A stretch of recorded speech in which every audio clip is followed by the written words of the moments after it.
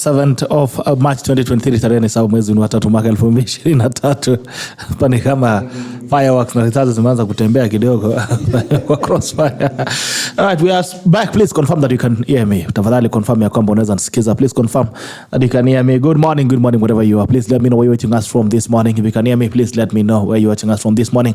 As usual, join me please, like when you like, we get to know that you're watching us, and after, like, please share. When you share, you give someone else an opportunity to watch the broadcast. Daniel Kwenza, morning, good morning to you. Confirm that you can hear me.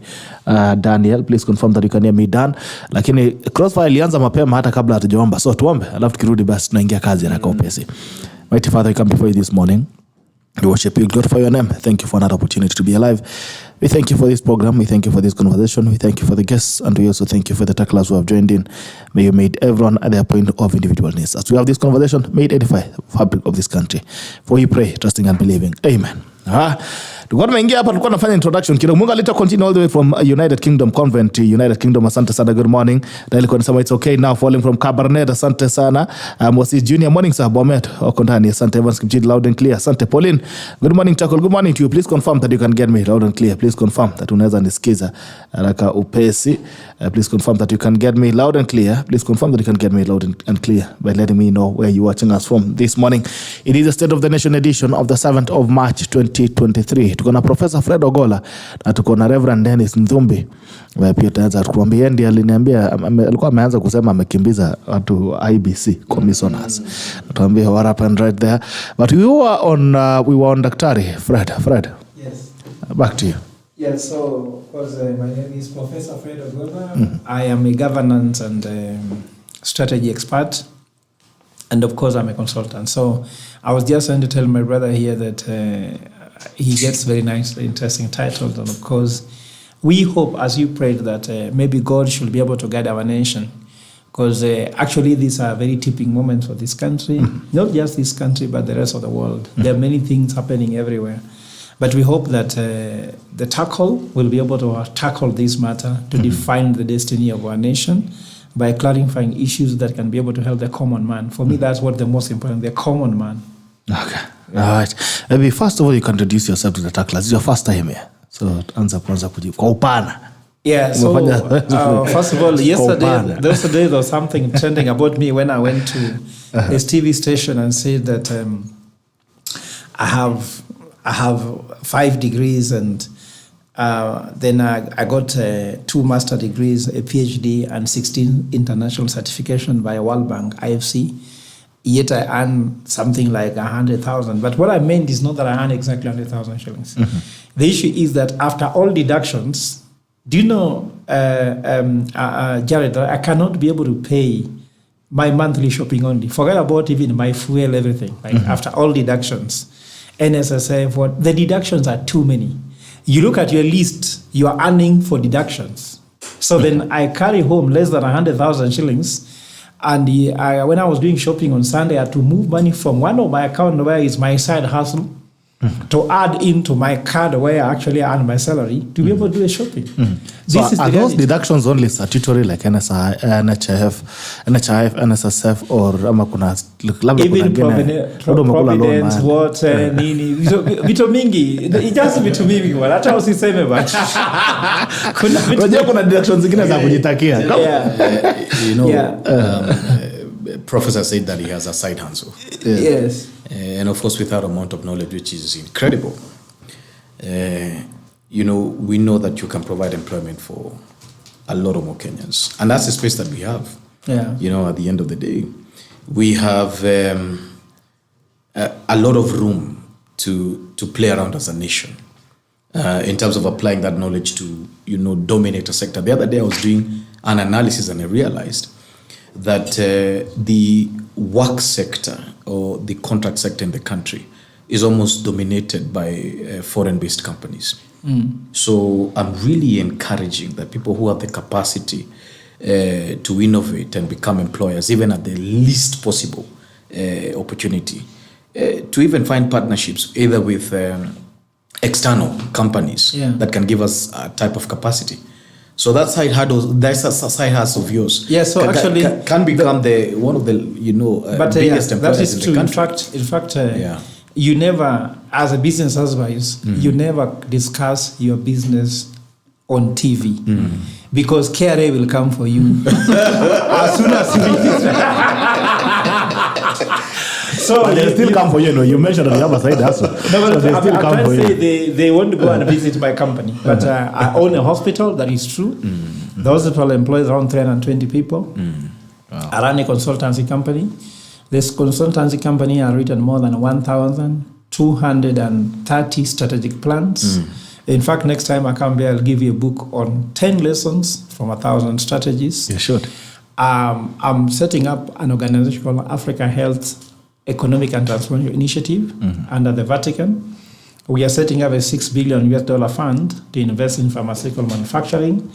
And those are big things I'm trying to do. Those are going to help you. But I'm trying to say, if I go to where I earn my salary, which is any professor, before you used to earn salary as a professor, then you read a newspaper in the evening. Nowadays you can't, because you're running after everything. It's for you, for me, and everyone. So at the same time, I've seen what is beheld in Kenya, and I've created what's called Solomonic economic model. I'm writing this book. I want to do a public lecture in University of Nairobi. I hope you'll come to cover this one as well. I will come. This Solomonic economic model simply means that when our people are knowledgeable, when they have wisdom, they will elect wise leaders from the MCA. We sometimes fight over the presidency too much, but that's the head. But we forget the legs, we forget the back, we forget our chest. You see, if you go to a gym, I've seen some people, I think there's a gym in this compound. Yes. If you want to go to the gym and build your chest, you'll be told you have to build your back before you build your chest. But before you build your back strong, you have to build your leg, because you have to carry something.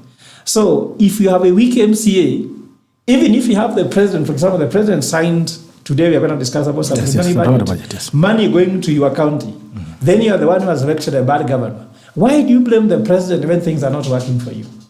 Like, for example, for us from CIA, we say, we don't have the president for all this time we have tried.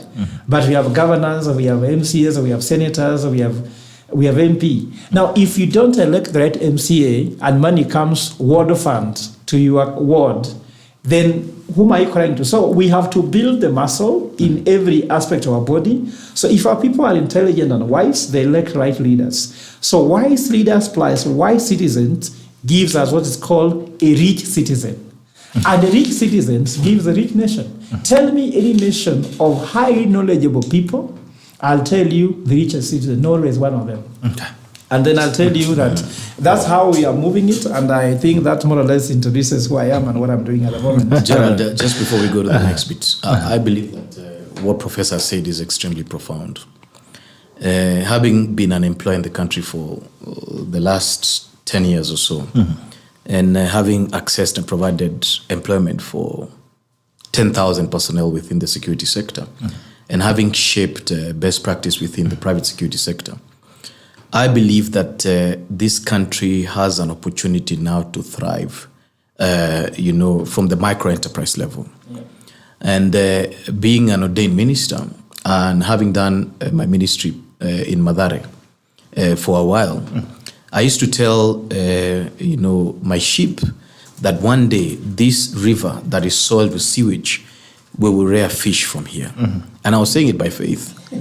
Only for me to travel to Israel under the invite of the new prime minister, and just see technology that purifies water soiled by sewage to mineral water grade on the spot.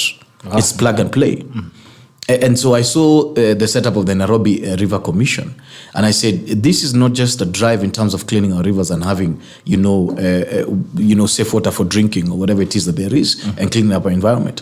Is that we have an opportunity to make business, at the end of the day. And just the rivers around Nairobi can feed Nairobians quite intensely, and they can make money, in ways that that are shocking. So from innovation, and I respect Kenyans who are employers, because I know how difficult it has been to run a business in this country. If you see a business that has survived for 10 years, it can only be God. And I'm sure the entrepreneurs are the last one to take a salary, at the end of the day. So we need to create that environment now that is suitable for, startups to thrive. And that's how India is thriving. India has almost about 1,000 startups a day, and that's what we need to start encouraging. Okay, all right. Bringing back the perspective of the show into the State of the Nation edition. What do you think is the state of the nation, Professor? What is the state of the nation? Ukikaa umetulia hivi unasikia nchi inakaa namna gani?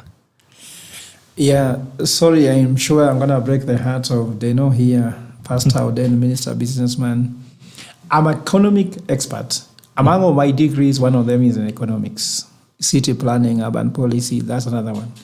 I have studied what's happening currently, and I would say that we don't have faith that things are going to get better. And because as economists, you say, in God we trust, the rest being data. Mm-hmm.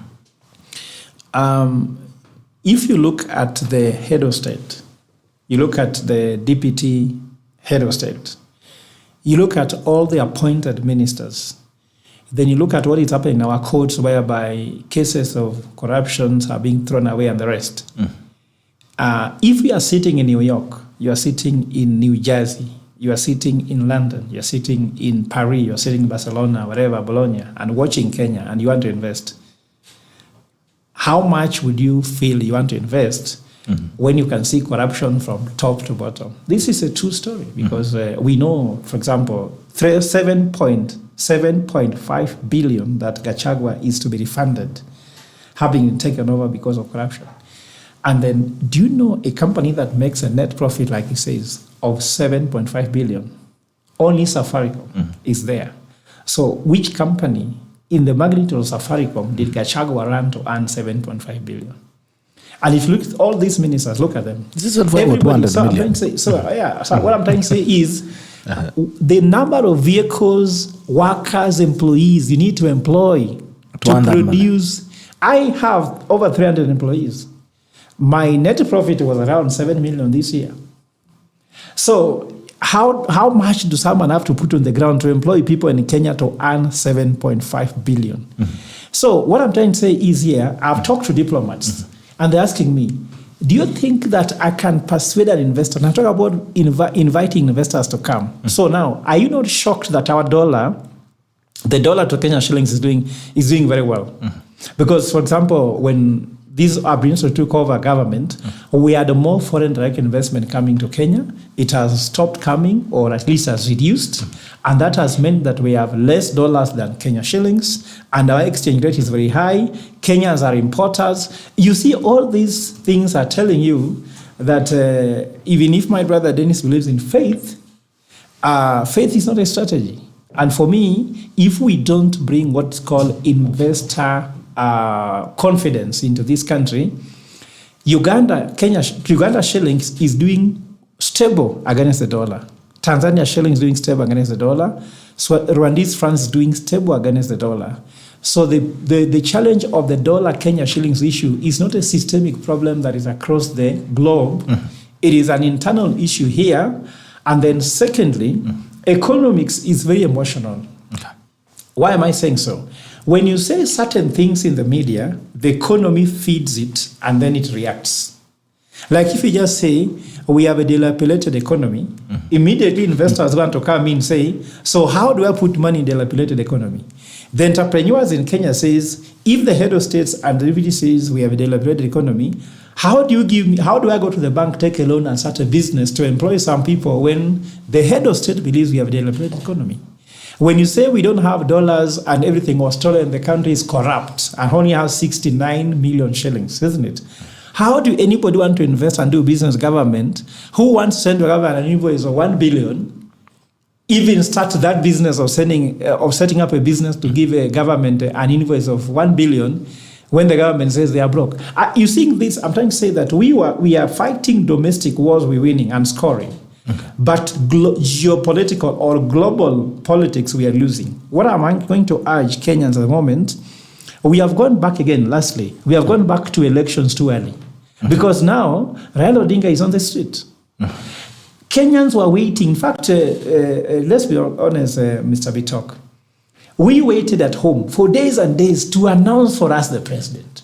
Because even if we wait longer and suffer, we knew after that, there should be revelation and there should be, let's say, liberation. Now, 6 months into the election, after the election, Raila is going back to the street. What's happening? You know, when Raila is on the street, you are an investor sitting in New York, in New Jersey, like I told you again.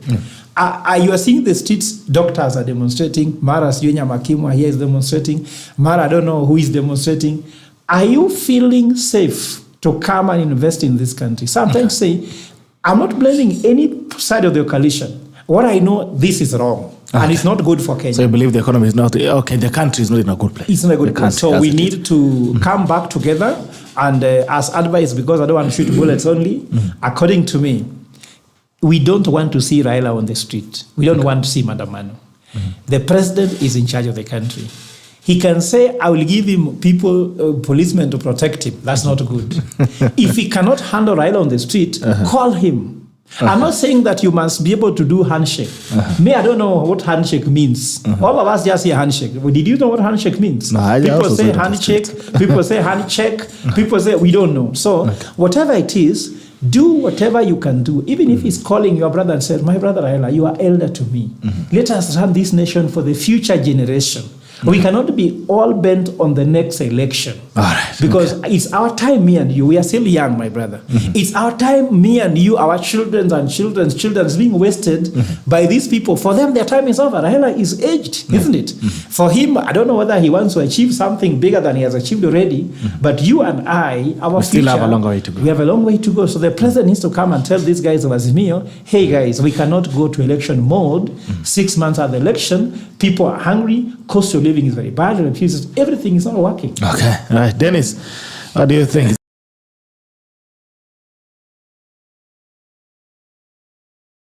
Of prophet of doom. And I just want to encourage you that, sincerely speaking, we are creatures of faith. We were created by God, and God put us in sovereign wealth. There's nobody who created anything at the end of the day. Even the being that you are, Professor, you're a being that was imagined by God and created. We may cite that we are products of strategy and many other things, our education, whatever it is. But for me, I know without faith, we cannot please God. And we are a praying nation, Bitok. It doesn't matter what circumstances are. I have seen patients in ICU that medicine couldn't resurrect them. I have seen the dead come to life.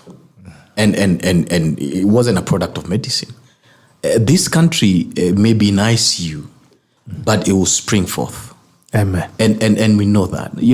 A professor can pour cold water on what it is, do whatever it is. But I know that the two indicators of economic stability is the real GDP and low unemployment rates. I know that we have a commander-in-chief who knows his stuff. And I know that His Excellency William Ruto, by the grace of God, will fix this nation. It is true that this nation is dilapidated. It is true that our economy is in tatters. And what he said is a fact. But at the end of the day, we are looking at a country that will be prosperous. And we know that because we know the wishes of God over this nation. And we are working towards that. We are functionally working towards that. Every day we come, we wake up and we fix these things, Bitok. And essentially that's what we're doing. What Professor is indicating in terms of Mandamano is of course, political risk. And political risk is every investor will look at from New York where he said, and he will look at the political risk and say, perhaps this is not a stable economy for me to invest in. But I'll tell you one thing, one shocking thing, Bitok. Last week, I had 2 major investors in water and sanitation from Israel. And it's not very easy to get those guys to come invest in your country. The other week, I had 5 at the end of the day. I have 4 countries that have been reaching out to me, including Aramco, and that's the official Arabia oil manufacturer. And the people want to invest in the country. You know why? Because they are seeing a stable leadership in place. Once you do your forecast, one of the things you want to do is when you want to look at, in terms of investing in the country, is you look at who is the commander-in-chief. At the end of the day, how has he formatted his government?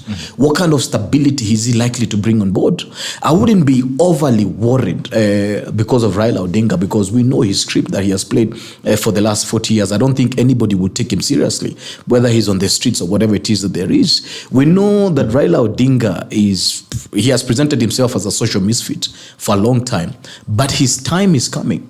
He will expire. Nobody lives forever. Yeah, I know he has attempted to destabilize this country for the last 40 years, but I know for sure he will receive no handshake at the end of the day, and nobody will take him seriously.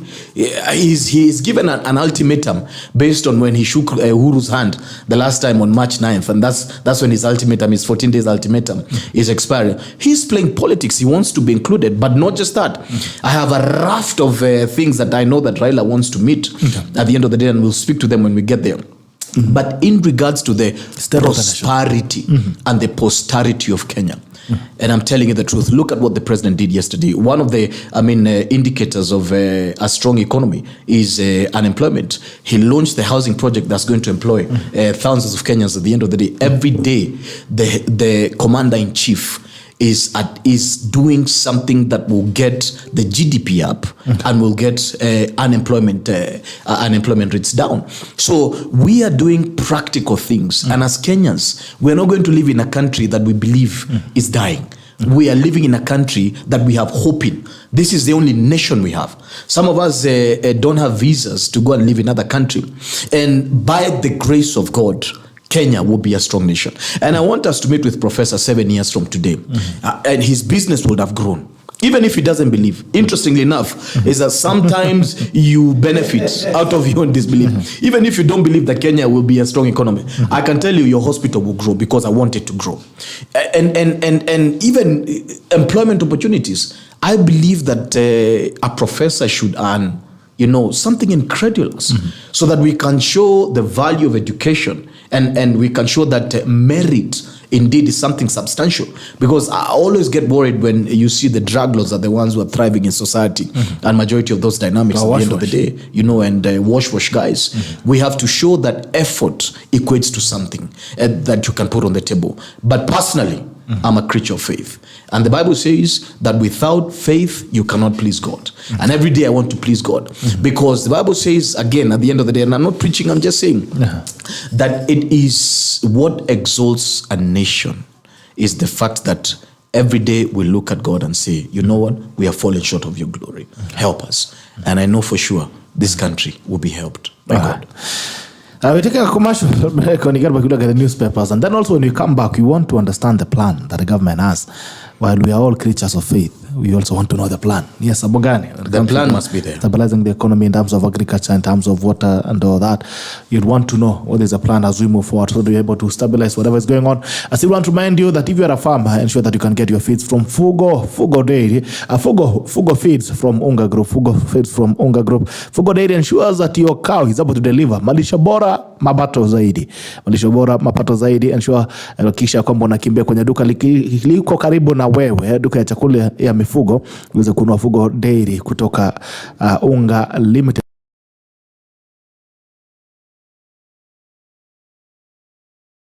Your feeds from Unga Limited. That is Fugo Dairy from Unga Limited. Kama pia unalisha kuku, kuna item inaitwa Fugo Layers. Fugo Layers inakupa nafasi ya kuisha kwamba unapata mayai zaidi kwa kuku zako, na kuku zako pia zinaweza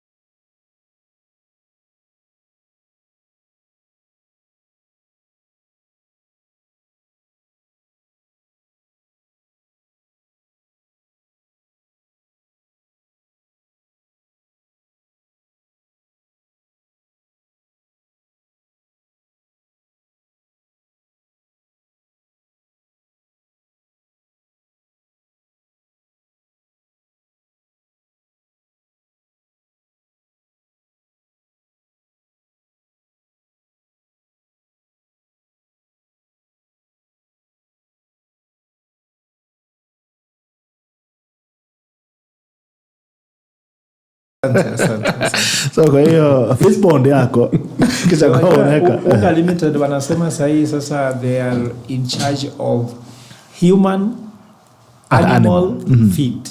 human and animal health. Yes. Before it was just human, but Yes. I like their diversification is a company that is coming up. Yeah, so hakikisha kwamba kama pia uko na ng'ombe, ndio kwamba lazima uko Embu ameweka ng'ombe ya maziwa, please ensure that you get your Fugo Dairy.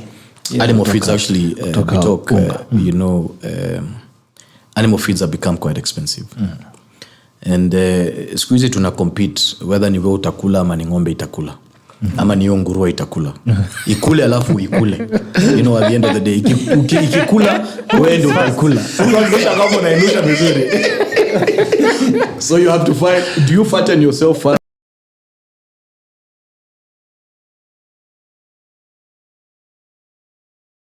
Hoping that majority of these, you know, inputs that help us farm better will be able to be subsidized, or if not subsidized, we have to find a way around. Right. So tunahakikisha kwamba kulima pia, ukienda wakulima pia unaweza kupata nafasi. Unajua mkulima kama ni mkulima wa mahindi na unalisha ng'ombe, unaleta mahindi unapeleka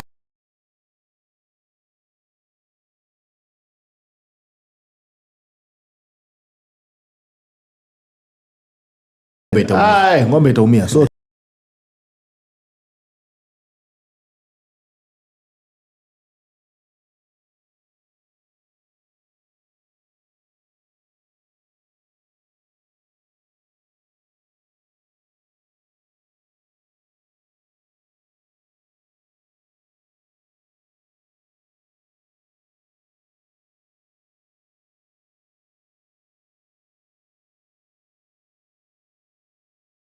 officers issued summons for former Interior CS to appear before detectives today and shed light on the claim that his residence was raided, which they describe as false.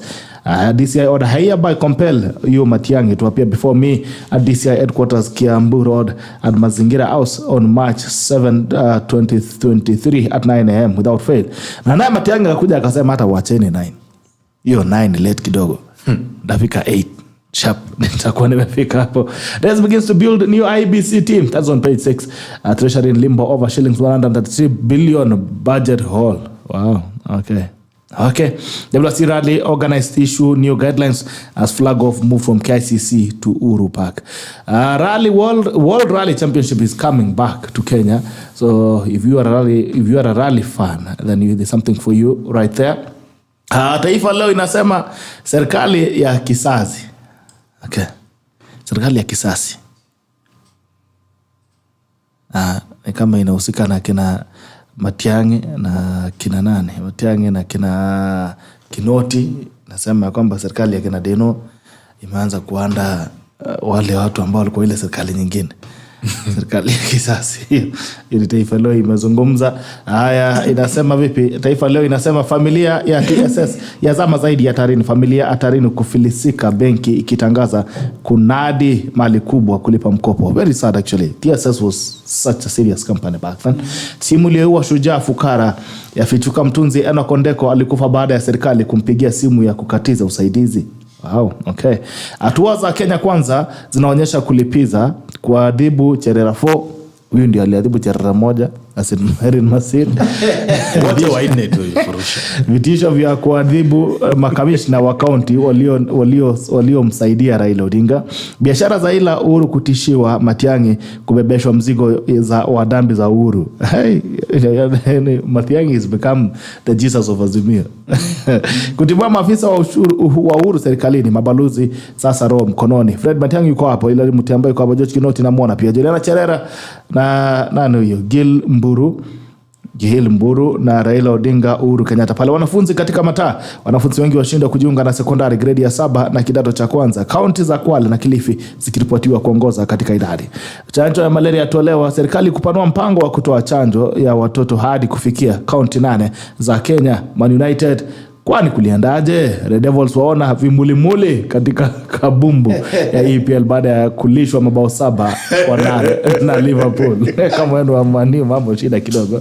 Aya, the Star victory against grabbing a squad nullifies titles for Lake Naivasha. Kwani kuna mtu alikuwa anataka kuchukua Lake Naivasha, lakini Kenya kuna Nthumbi. Yes. Hey. People have dreams. They want to build a floating house. Ade nasikia kuna mtu alikuwa anataka kuchukua loan na JKA. Yes. History of 1 billion lost in Bosco's cash. Title deed ya Kenya. Ujui inaweza kwa. Inaweza kuwa ilichukua loan. Inaweza kuwa imekelewa kwa Shylock. A report shows auditor could not trace schools where millions were wired for capitation. 1 billion as drunk water. 369 KCB boy opts to repeat for lack of school term fees. Very sad stories right there. Clerics to push for Ruto Raila talks. Hey, imeanza. ANSEC inakuja. Haya, Auditor General's office in cash crisis after MP slash budget by 107 million. Michael Wekenda, Ruto and Watch directive smart strategy. Okay. Daily Nation, buckle up. Storm getters over economy amid grand promises. Anasema hadi ni mingi, kazi ni kidogo. Treasury CS Professor Njuguna Ndugu, from all the things we have analyzed, 2023 is not looking good. There are clear signals that it is going to be a tough year. Wow. Okay. 6 billion foreign currency reserves have fallen below the desired 4-month cover and closed last Thursday at shillings 6.05 USD, or an equivalent of 3.69 months import cover. Wow, okay, 3 months. Outrage over senators' anti-media tweet. Journalists condemn Cheriot's brazen attack on press freedom. Why there's a fuel shortage? Consumers are facing a fresh fuel shortage as some major oil marketers, OMCs in Nairobi, exhausted their stocks and turned away motorists amid serious cash flow challenges triggered by dollar shortage. As Project by the Nation revealed that several fuel stations in parts of Nairobi have run out of petroleum products from the weekend. All right, the story on page 7 there, if you put your copy of the Nation. Family appeals for help as Kenya ni inchi ya ajabu. Composer dies. Kodego 90, one of Kenya's most prominent songwriters, died after suffering a stroke in his house in Kisauni, Mombasa County. Revealed Kenya's best paying jobs. Kenyans working in multinational organizations earn nearly 5 times what an average formerly employed worker gets. Analysis on sectors that are paying high salaries shows. Okay, if you want to read that story as well, please ensure that you can get your copy of the Standard on page 8. At times, households are reeling from the strains of heightened inflation, while businesses are struggling to find dollars to service their import requirements, including raw materials, at a time when more than 5 million Kenyans are staring at starvation. And amid this bleak outlook, the government is still making big promises. That is page 6 and 7 of the Daily Nation. Okay, looking in at Financial Standard excise tax hikes leave farms grasping for air. Mass action calls spook part of the economy. Businesses are bracing for likely disruptions as the opposition digs in on demands for the government to address the high cost of living crisis, disputed polls, page 4 and 5. All right, the bad economy we're talking about is about to get worse. The Standard. Ex-soldier wins shillings 30 million against KDA private funds at sea over an SSF rate. Manchester swallow bitter pill. Experts on alarm as rivers and lakes dry up. Inside Ruto's shillings 200 billion budget, many estimate president assented to bill that allows government to spend shillings 200 billion before the end of the financial year, with hustlers and suppliers among major beneficiaries. Okay.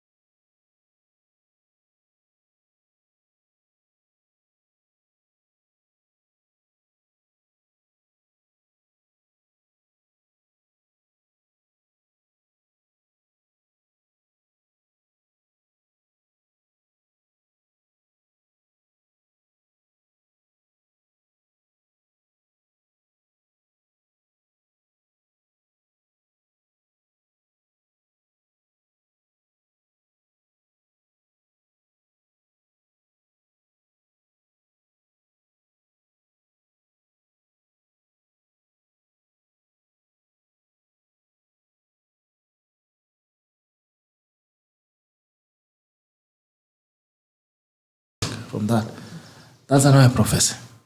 Yeah. So actually, if you give me time just to respond to Dennis, especially if you look at, I like the fact that I say that as an economist that in God we trust, and the rest bring data. Okay. And we have to separate faith and economics, because actually it's a bad practice to mix the two. I agree with you that you said very well, in fact, Reverend, you said that you went to Israel and you saw how science solved the issue there instantly. And then you come back and say now we use faith. So the question is, did the Israel use faith to get out of their trouble? They didn't. It's a desert there. They have very difficult situations there. So what I'm trying to say is, even if you have faith, even me, I own a hospital, we say we treat, God heals. So we have to treat, then God will heal. So if there's no treatment taking place, why should we be waiting for God to treat? God won't treat, God will only heal. So it's a prayer that then the issue of the Raila Odinga and all these things, I'm like you see now, when Raila says, I want to go to the street, you see now business people are panicking. I told you economics is emotional. You see those emotions are coming. Is there a real threat that their business will be run down? No. But everybody will stay out of town, isn't it? Just to wait and see what happens. And that wait and see costs the economy. Imagine, Mr. Bitok, if today, Nairobi CBD, there's nothing that threatens you. Do you know the amount of people who drive there in and out? People buy samosa on the way. People can buy njugus here. People can buy maize being sold by the roadside. It is making businesses for very, very common mwananchi if they don't go. For example, there's somebody who has opened a small kibanda in town so that as other people are working, they go there and buy his food in the kibanda. If the demonstration, those people who are going to buy that food will not be working in town. And therefore, those who will have been there to be able to sell them are not there. So some people are going to sleep hungry just because of that mass action. So I'm trying to say that, let's be honest here. William Ruto is the elected president of Kenya. He was sworn in broad daylight, so he has got the legal mandate to rule the country. We call that legal legitimacy. Raila Odinga, who got almost very close votes to him, he has got social license to operate, meaning that he has got followers who will come to town. I can tell you, if nothing happens, there will be very many people flocking. When I talk to people, common mwananchi, like let's say security guards and the rest, they're telling me they don't even want to go to work that day. They want to go and demonstrate in town with Raila Odinga. So he has got what they call social license to operate. Social legitimacy is not bought. You understand? Social legitimacy is not by giving him a certificate, but he calls himself the people's president. And if you like, people calls him Baba. This Baba, he didn't give himself, he was given by the people. So with that respect, all I know, he has got some force and power. But also, to be honest, do you know that legal license can be stolen? But social license cannot be stolen. You can steal a certificate. Even me, I'm a professor, he's a pastor. You can steal a certificate of inauguration as a pastor. Me, I can steal a certificate as a professor. But what is my value is if I go to class, and my students can listen to me and see value, it works. You may not have been inaugurated as a pastor, but when you reach people, you can put the Spirit of God in them, and you can be able to make them learn something. So social legitimacy is where the real delivery is. And the case we are having now is that the Kenya Kwanza government has brought this problem to themselves. Why am I saying so? They got to the office by over-promising something. You know, if you over-promise, like you heard the newspaper saying, all these are not working, fuel is not working, everything is not working, the economy is in turmoil, pending bills are there, yet they are still promising too much. If I married a woman, by promising her that I'll take her to the moon, you understand?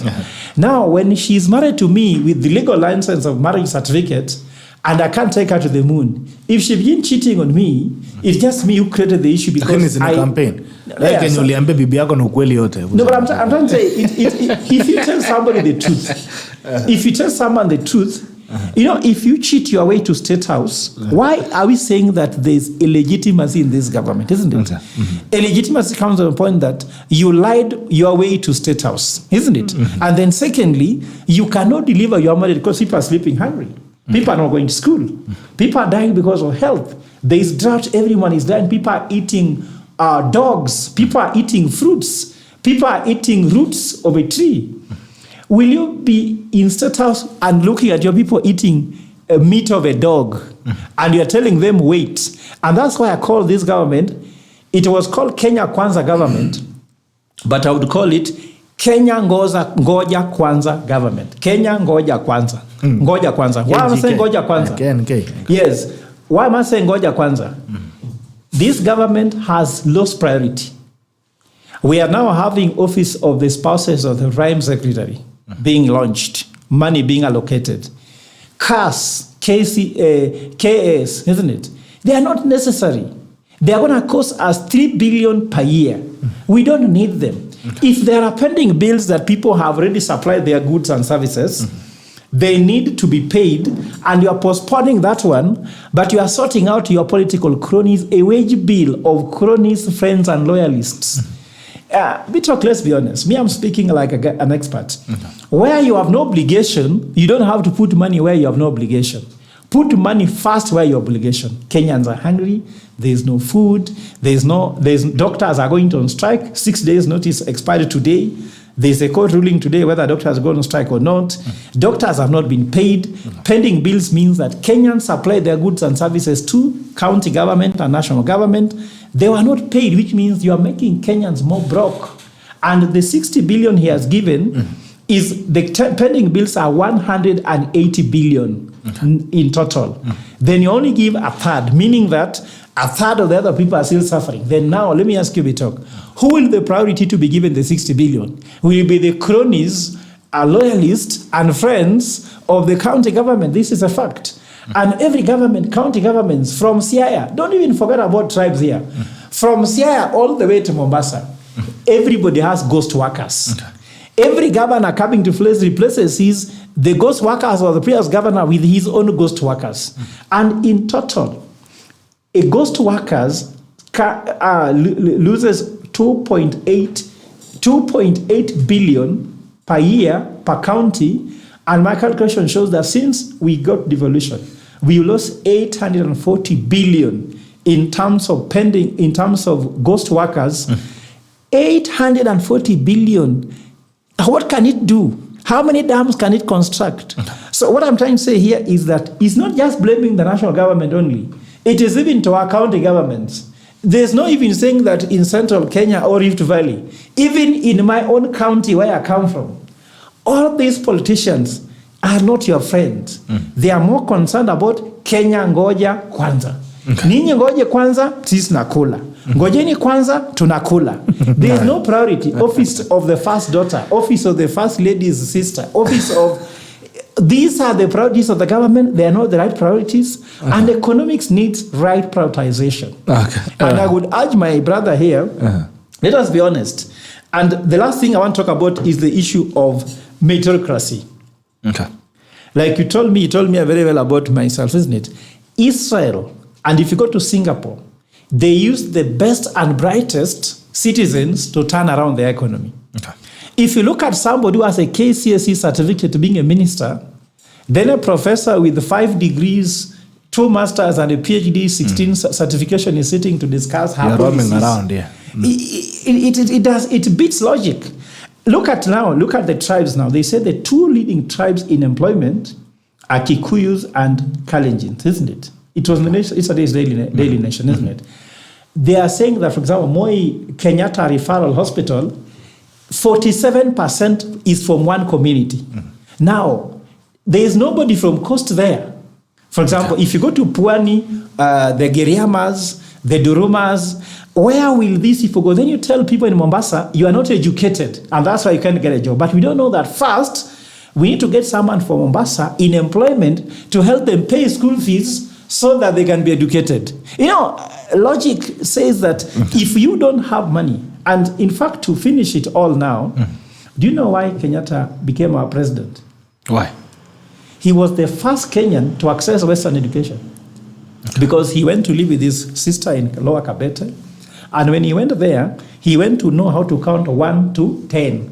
And knowing at that time, my brother Bitok, if you only knew how to count 1 to 10, you were employed. Because many people could not. So he was employed by Nairobi Water Company to work as a meter reader. He earned the first coin. And with the first coin, he became to rule you. So if you have not earned your first coin, how can you be able to support people? So he was able to satisfy his family, look at how he educated his children and all that. So let's be honest here. Let's have equal opportunities in this country. Let us embrace meritocracy. Let us look for how we prioritize, how we allocate resources. Because the main work of a government is equal distribution of resources. Okay. But everybody can produce. You can produce. I can produce. But if I pay taxes to the National Consolidated Fund, then the person allocating these resources allocates according to his priority. Okay. It becomes a problem. All right. Dennis Nthumbi. Wow. Kazi kwako. I'm really just wondering whether to respond to... Na pia kwa taifa leo ni kweli nini ni serikali ya kisasa. I'm really wondering whether to tackle the facts or respond to Professor's negativity. I mean, I listened to him, and that's why we need faith. And I listened to him, and his speech is, it's full of death. It's absolutely hopeless. There's no iota of hope. He's telling us that he's thriving. He's thriving. I mean, you can look at him. He has all the indicators of a rich man, but he's thriving in a dead nation. I don't know what science he's using. At the end of the day, you look at him, he's very healthy. I mean, you look at his phone. His phone, I think that is iPhone 13. In a dead nation, at the end of the day. He has a... He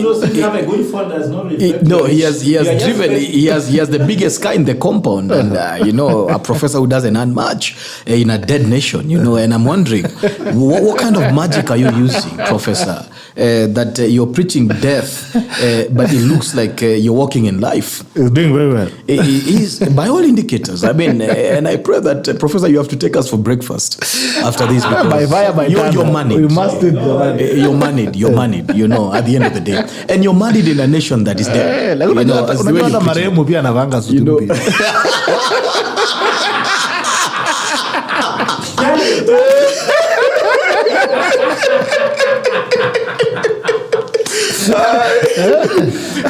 So I sat here and the man is breaking my heart one time after another. Every speech he's talking is just a punch to my heart, and I can't take it anymore. Bitok, I cannot take it anymore. I have to tell the professor that. You may look at the facts and they look as grim as they are. But I say we are creatures of faith and hope. The nation of Israel is a nation that established itself from nothing, completely. They had to learn the Hebrew language. They live in a desert, and a desert that is full of hope. They are one of the most thriving and promising economies in Europe, completely out of nothing. That is not just science, that is hope at the end of the day. I work with Israel very closely, and I can tell you that the kind of hope and faith they have is birthed from their belief in God. And so they recreate essentially based on that. They look at challenges and they pray, and ideas come from God. I believe that, and I usually say the very first person who did medicine never went to a medical school. These are ideas, sovereign ideas that come from God, concepts that are godly, that are birthed from faith. You understand? How do you tell me that Joseph interpreted an economic dream? And he saved the nation of the day. So we cannot negate the place of faith in governance and the place of faith in anything. But this is what I want to say, Bitok. I'm responding to your serikali ya kisasi. In the book of 2 Samuel, when you look at chapter 21, there's something interesting that happens. David being the third king of Israel, and he took the reign of Israel after 2 years, after Saul was succeeded by his son. Something happened. David realized that there was drought for 3 years. And so what did David do? David went and sought of the Lord, and he said, Israel is blessed. Why do we have drought? And then the Lord told him and said, it is because Saul killed the Gibeonites. And Israel, or the Jews, had a divine contract with Gibeonites. And so then David asked him, what should I do? He said, go and ask Gibeonites what they want. So David went and asked Gibeonites, what do you want? Do you want silver? Do you want gold? Do you want the land? Then Gibeonites said one thing. He said, the man who sought to kill us, give us 7 of their best. And what did David do? He went to the house of Saul He spared one. He gave them 7 of their best. And they hanged these 7 at the beginning of harvest.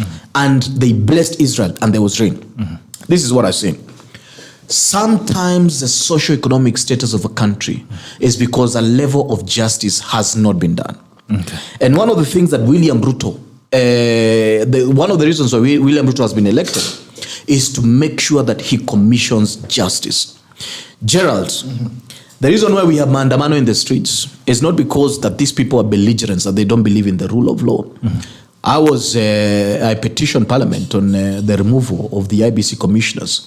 Some of them feared they resigned before, and another one stayed, another one who was hard-headed, and now she's fired. But I can tell you, the level of darkness from independence in this country, the level of subjugation of the poor, the increase in orphans and widows in this country is a surety that the reign of William Ruto is a reign of justice. And I'm telling you, he has to deal with justice. Let me tell you something. Look at what His Excellency Gachagua said the other day. That there was looting that has never been seen in the country. And when they discovered that they had lost the elections, there was a spree of looting to make sure that there's nothing that is left in the country. Today, we have necrocracy that are hiding in Azimio. Narcos, drug lords, cattle lords, methanol lords. Today in Central Province, if you're likely to see a strong young man, you're not going to see them because of this cheap alcohol. Substandard foods, terrorists and jihadists. So part of the reasons why the maandamano are there is to evade justice. And if justice is not done, then we're not going to enjoy a certain level of prosperity in the country. Look at the kind of the subsidy, the tax evasion, schemes. The milk monopoly, sugar monopoly, cooking oil monopoly, cooking gas monopoly. Name any type of monopoly. The kind of regime change they want to run now is because they want to stabilize justice. And His Excellency William Ruto must stand tall and say we must execute justice by all means. For us to be able to look at the scales of economies, for you to be able to properly use land, for you to be able to, because there's land, capital, entrepreneurship, and labor, for you to be able to effectively use those aspects of the economy, you cannot use them without essentially looking at the aspect of justice. So I want to tell my brother here, you can call Raila all the beautiful names that he has. And possibly because you come from the same area, you idealize him to a certain level. But for us, he has been nothing short of pain. For us, he has been nothing short of ensuring that he cannot live peaceably with any of us. For us, at the end of the day, a mention of his name sends shivers to us because we are wondering, look, we're just from COVID-19. Our businesses are not thriving. Our kids cannot go to school properly. We can't get healthcare properly. Look at whatever sector of the economy that is absolutely not thriving, is not thriving at all. Then at the end of the day, he wants to come and challenge an environment that is going to give us the kind of results that we look at. You understand? So my little and small idea about Raila Odinga and all his belligerence in Azimio is that justice must be done without blinking an eye. A time has come in this country where we have to face them and tell them, no, this is not democracy. This is terrorism. No, this is not you fighting for your right. You are nothing short of a cattle rustler. You and a cattle rustler, there's no difference. Because you know what? You're mobilizing the country towards division. You're polarizing the country. You don't want traders to function. You don't want people to study. You don't want anything at the end of the day. That is stable. So I believe that William Ruto's reign is a reign of justice. Okay, 2 things for you, Dennis. Before I get back to Prof, there are 2 things you mentioned. First of all, is allegations by Deputy President Rigathi Gachagua that there are people who looked at actually 6.5 billion just immediately after elections before handover. Right? Now, the big question that people are asking is, this is a government that's sitting in power. Correct. With all the operations of investigation, prosecution, all the arms of justice. that's running with it. What is more beneficial to this country? Is it arraigning these people in court or is it declaring them on podiums? Why are they not arresting these people? I mean, Bitok, you understand about the fact that we have institutional independence in this country. That the investigating authorities and the judicial system is independent with the executive. So why is he interfering then? The executive has the right to tell us the truth. Okay. The executive has the right to get Kenyans to know what the problem is. Like Professor has said, Professor is, the last regime, the predecessors of William Ruto, left Kenya in ICU. And now what they're doing today, they are blaming him for the sickness that they caused. The executive has every right to get Kenyans to know why the economy is sick. But they also have every tool to ensure that performance is there. This report came from the Auditor General. The Auditor General said that a government may have lost 34 billion of fuel subsidy within 15 months before elections, including 554.7 million that was overpaid to 11 oil marketing companies. And that's the reason why we have fuel shortage today. They are retorting. I can tell you this is theft that is equivalent to almost 3,400 boreholes, complete with fittings, 6,800 fully equipped labs in secondary schools, and 17,000 classrooms. We wouldn't be suffering today if this money wasn't looted and was used properly.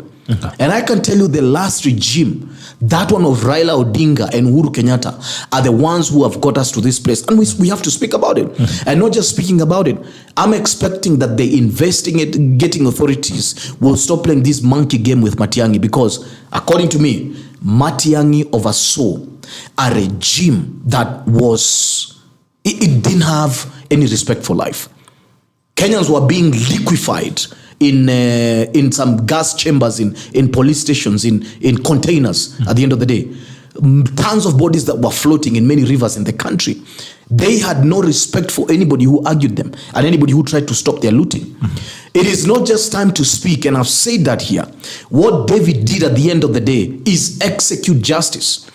The family of Raila Odinga is not sacrosanct. The family of Uhuru Kenyatta is not sacrosanct.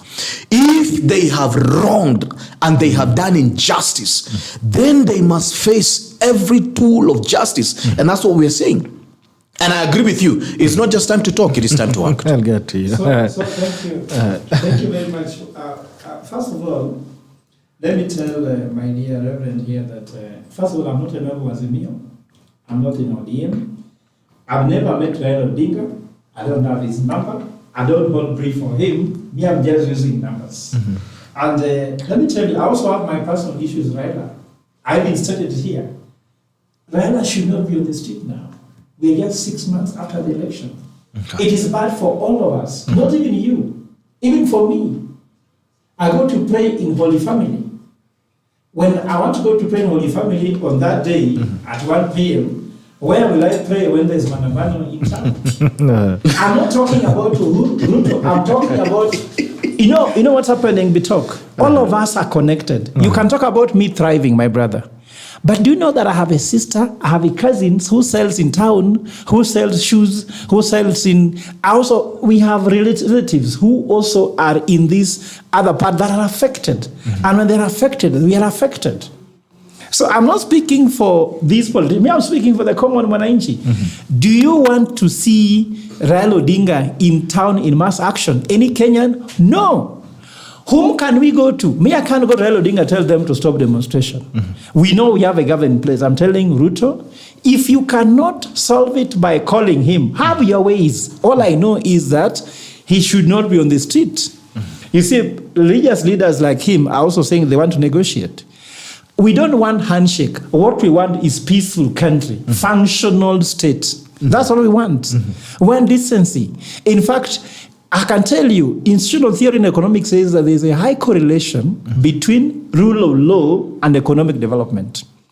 The Israel you're talking about, for a long time they have had long legal, constitutional stability, political stability that brings development. In fact, Israel, if you like, is called a startup nation. Israel, small as it is, with very worrying neighbors around them, they have the highest number of startups in the world, better than even a big country like the US.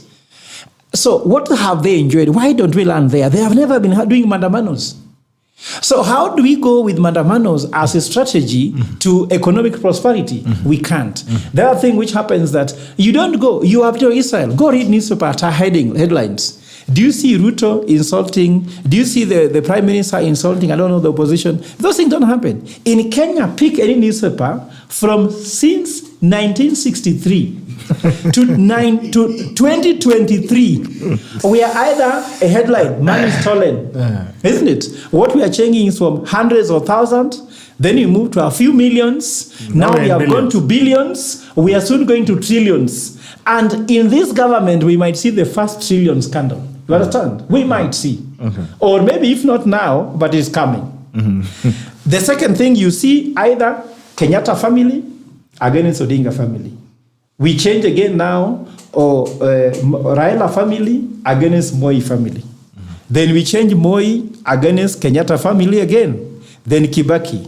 Now Ruto. These are not routes to prosperity.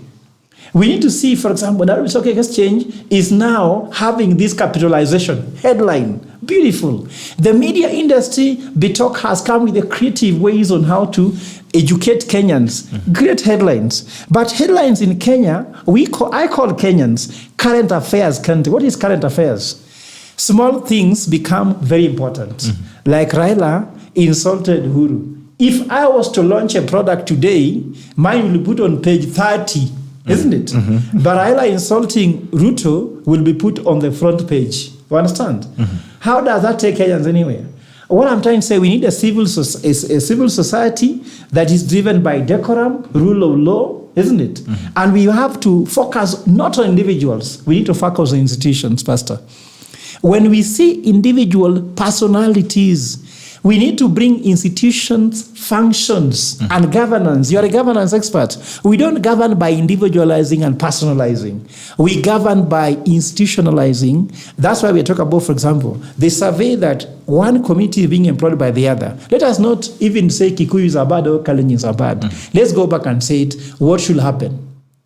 If the rule says that only a third, one community should not be more than a third, that is even too much. Because if we have 54 tribes and one community can do a third, what remains 2/3 shared by the rest of 53 tribes? No. We need to find a very good algorithm rather than just talking about a third. These are simplistic economic models. Kenyans are more intelligent just saying a third. Let us, that if we put that, institutionalize that, then it cares. We don't talk about Kalenjins, there's no Kikuyus, there's no Luos, there's no Kambas. We focus on compliance of these institutions. The other thing I want to talk about is that Raila's ultimatum rides on people's pain. You understand? So if Ruto can cure that pain of people, no one will go. But let me tell you what, my brother. When people, you saw that day when you call people Jacaranda, on a working day, and people are many, it means that they have no food, they have nothing they're doing, they have no work.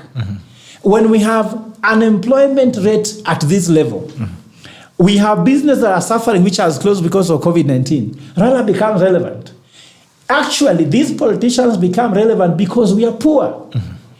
If we are rich, we can't even talk about them. So if we sort the economic situation in Kenya, you can find election takes place in Kenya, no one is aware. Like when I was in UK, you see election taking place, can't go.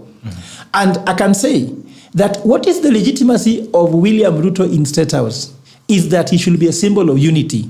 Is he the symbol of unity now? Absolutely. No, let me ask you, if all Kenyans look at him, I'm asking you, I'm not saying you can answer for him, but that is a question that we leave Kenyans to answer. You Kenyans who are listening to us, when you see William Ruto, is he a symbol of unity? That is the head of state. Yeah, secondly, is he sorting out what took him to office? If we focus on those ones, we'll find Raila becoming irrelevant. So Raila's ultimatum, 14 days is even too much, isn't it? If I would advise the president, just no. I'm saying that all those things asked for can be sorted out in one day. If William Ruto was just to pick one thing called coastal electricity, ensure that those foreign adjustments are done, and then the issue is stabilizing the cost of electricity once and for all, and tell people, give me 6 months, I sort this one out, because that's a pain for everybody. that could be able to bring Raila become relevant. Then the other thing is that Deputy President should provide this evidence. In fact, I like what he said. Let me tell you what, my brother, me and you don't know what happened, isn't it? But if they know, and the intelligence in their hands, I would be very happy to see Uhuru Kenyatta plus his cabinet rent in court, and the 35 billion he says being recovered to be put in healthcare, to be put in education. Who will be happy? Do you think that I've taken money from Uhuru Kenyatta? Do you think I eat in his house? I don't. You understand? And let us not personalize this issue, Raila, because when Raila says bring down electricity, do you think Raila is the one who wants electricity to be down? When he says unga should become down, do you think Raila lacks unga in his house? So we are not supposed to personalize the issue. We should say, are Raila's claims reasonable? As an economist, they are. And I can tell you, Reverend, as an expert in economics, when there is no consumption in a country, I know you say you cannot subsidize consumption. That's okay, it's not sustainable. But before consumption is sustainable, there is no economy that grows. Because do you know why in the US they tell you don't subsidize consumption? Because they don't have that issue. For us, we are at hunters and gatherers stage of economic development. You understand? Really? Why? But somebody is gathering fruits to eat. Somebody is gathering leaves to eat. Somebody is gathering roots to eat. You know, let me tell you what we talk. The lowest level of economic development is hunting and gathering, is the first one, followed by agrarian, which is agriculture. Third, industrialization. Fourth is de-industrialization, where service sector is growing. The sixth one is re-industrialization, where now you use services industry to advance manufacturing and industrialization. Kenya, some people are still gathering and hunting. When I grew up in a village in Siaya, I used to wake up, shower, then pluck sugarcane, chew on my way to school as breakfast. You understand? At lunchtime, chew the half that I remained with. Then eat dinner, and that was how we ate. That's how I grew up. So it means that part of my consumption was hunting and gathering, because sugarcane in that area was free. You can pluck somebody, even go to Uganda, it's also free, bananas are free. So we are still sure that that is the stage. So at this moment, what I'm trying to urge the president now, you are our president. No one has a doubt about it. We are not even here to discuss about the issue of IBC. That is a closed business. We cannot even discuss the issue of Supreme Court. Raila went to Supreme Court because he obeyed the constitution of the land, isn't it? I cannot disagree with the constitution of the land, because this is where I grew up. I may not like them, but the fact that that's how I have been able to even to earn my salary, how I move here, is because the constitution is ruling Kenya. We should be law-abiding citizens. That's very important. You may not like it, but now you can go to court and look for amendments. Like now, Operation Dogatuzi, which is where I lead, is amending the constitution.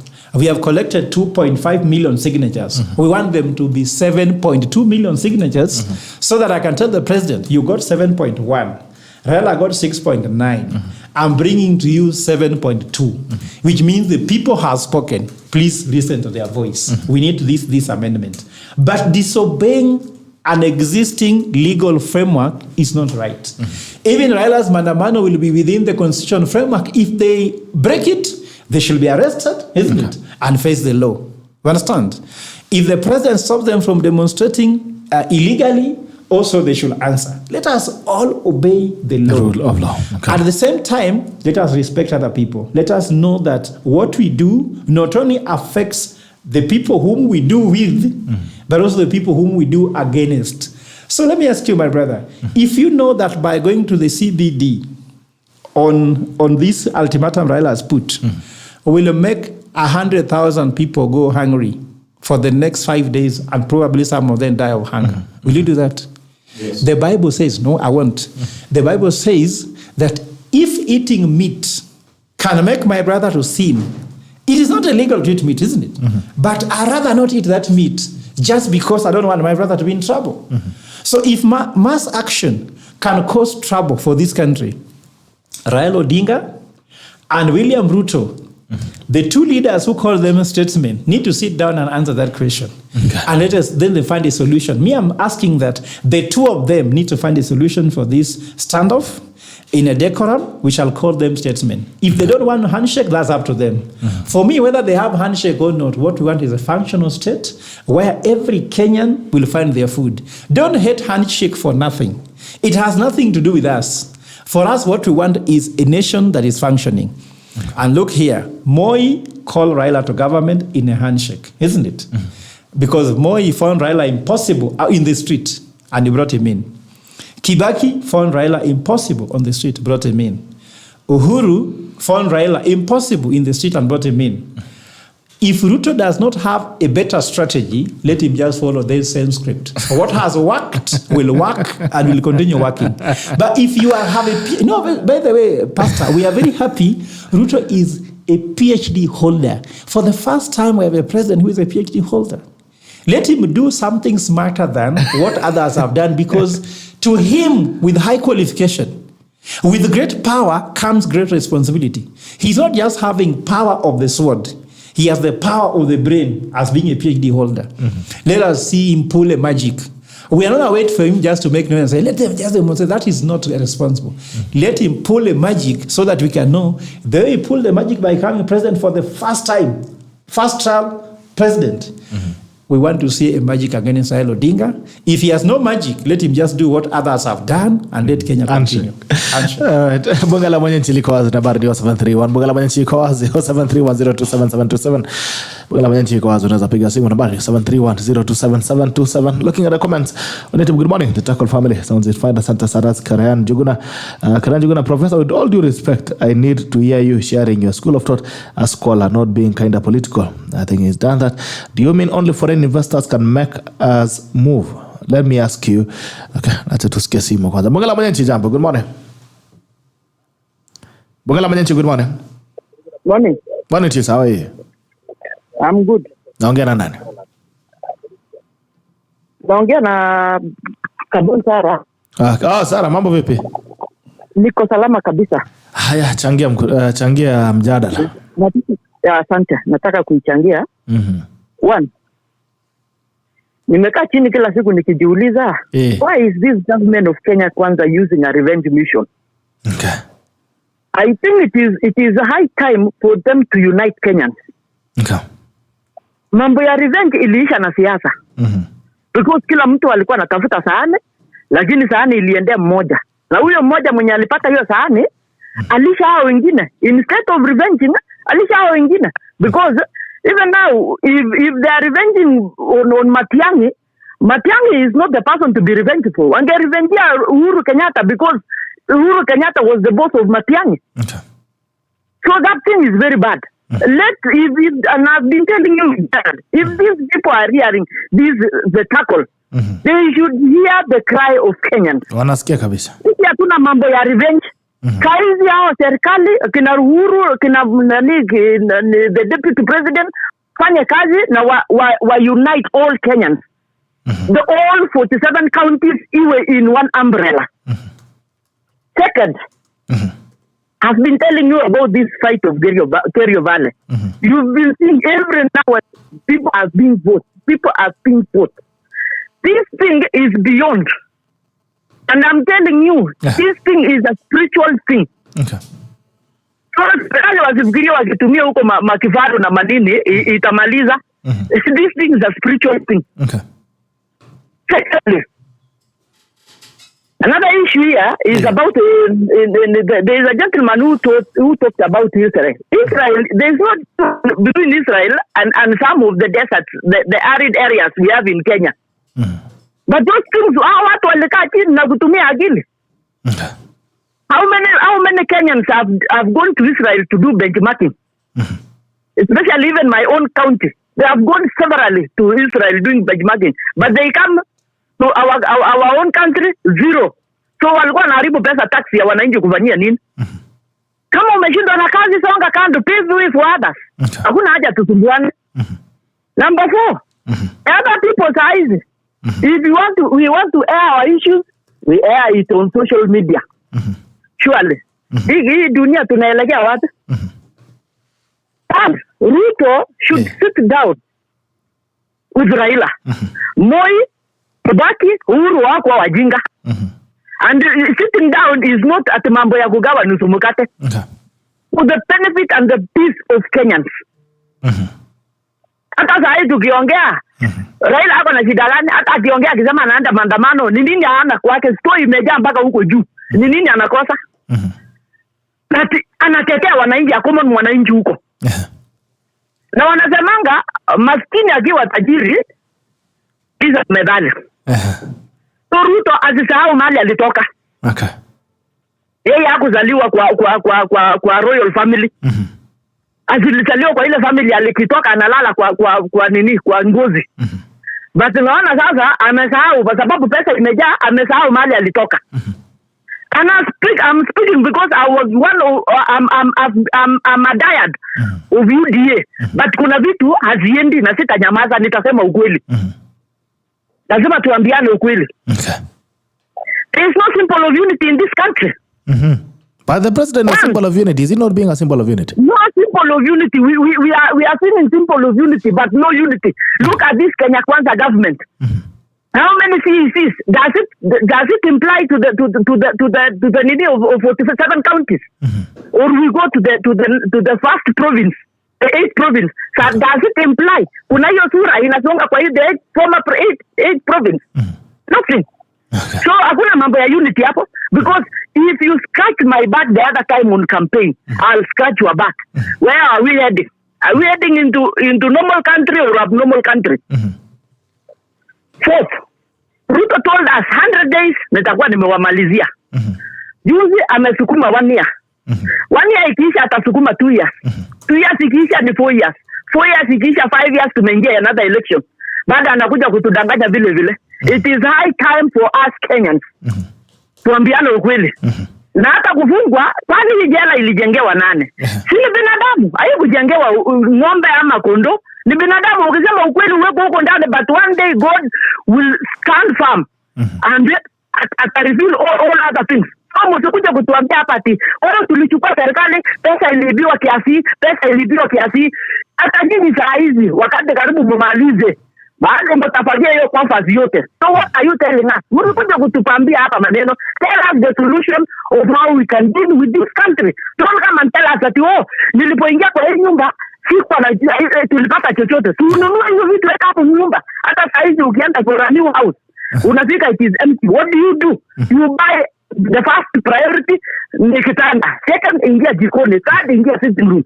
So what are you telling us as Kenyans? So ni kama mmeshindwa na kazi, songeni kando. Watu wengine wafanye kazi. So I rest my case there.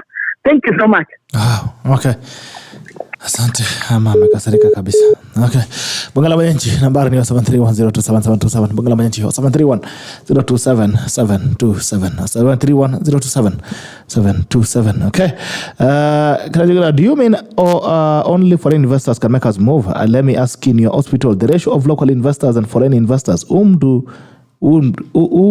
comes to your hospital? Then from there we can talk of foreign investors. We need scholars like you talking about us being employers, not employees. All right, investments on the body. It's good to see you. Timothy Kayari, there's a lot of interest. You keep on meeting. Asante, good to see you. Kangware Finance, mambo imechamuka, serikali ya kisasi. Okay, David Akero, please ask Professor if government should zero rate tractor or machinery imports to mitigate post-harvest loss in Kitale. We lose up to 10% maize yearly. That's our all-season crop after decade. All right, Rastas Misando, other than prayers, how can job creation be done by the government? Just out of good morning to you. Eric Nyaga, double speak. Ruto is president, period. No dispute. Raila lost him. Let him obey the constitution and move on if he's not for opposition. Okay. All right. Bungala Mwananchi. Hello. Bungala Mwananchi, good morning. Hello. Okay.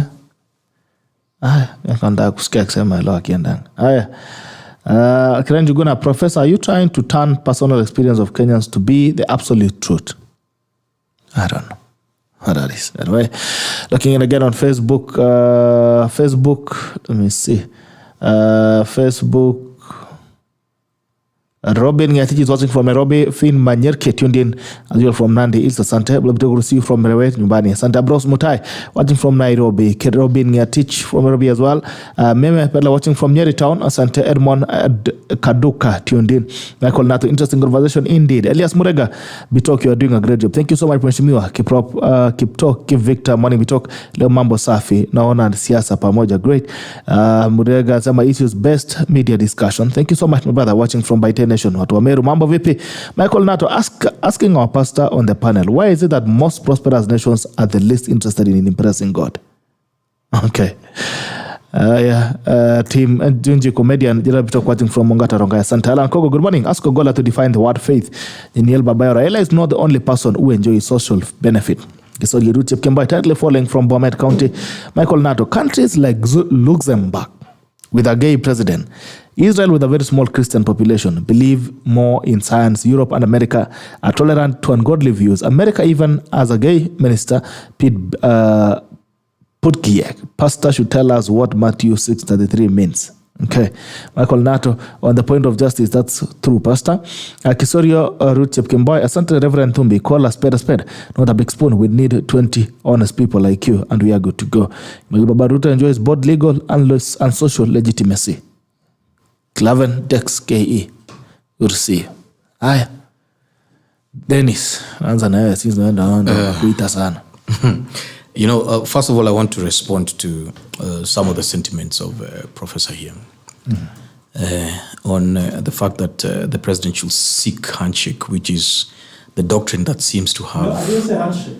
I just want him to solve the issue. Well, I mean, you gave two options, basically, magic or handshake. If you I don't know the extensity of magic. No. Just let me clarify, then you answer. I said, we believe that those other guys have no PhD, is as not qualified as him. And we believe that he should give us something that those people didn't. But in case he can't, that's my most preference. I prefer to him to pull up something that will keep Kenya functional and peaceful without handshake. But in case he can't, then just go to what has worked. If he has no other magic. I agree that I agree with Professor that it is time to deal with this business.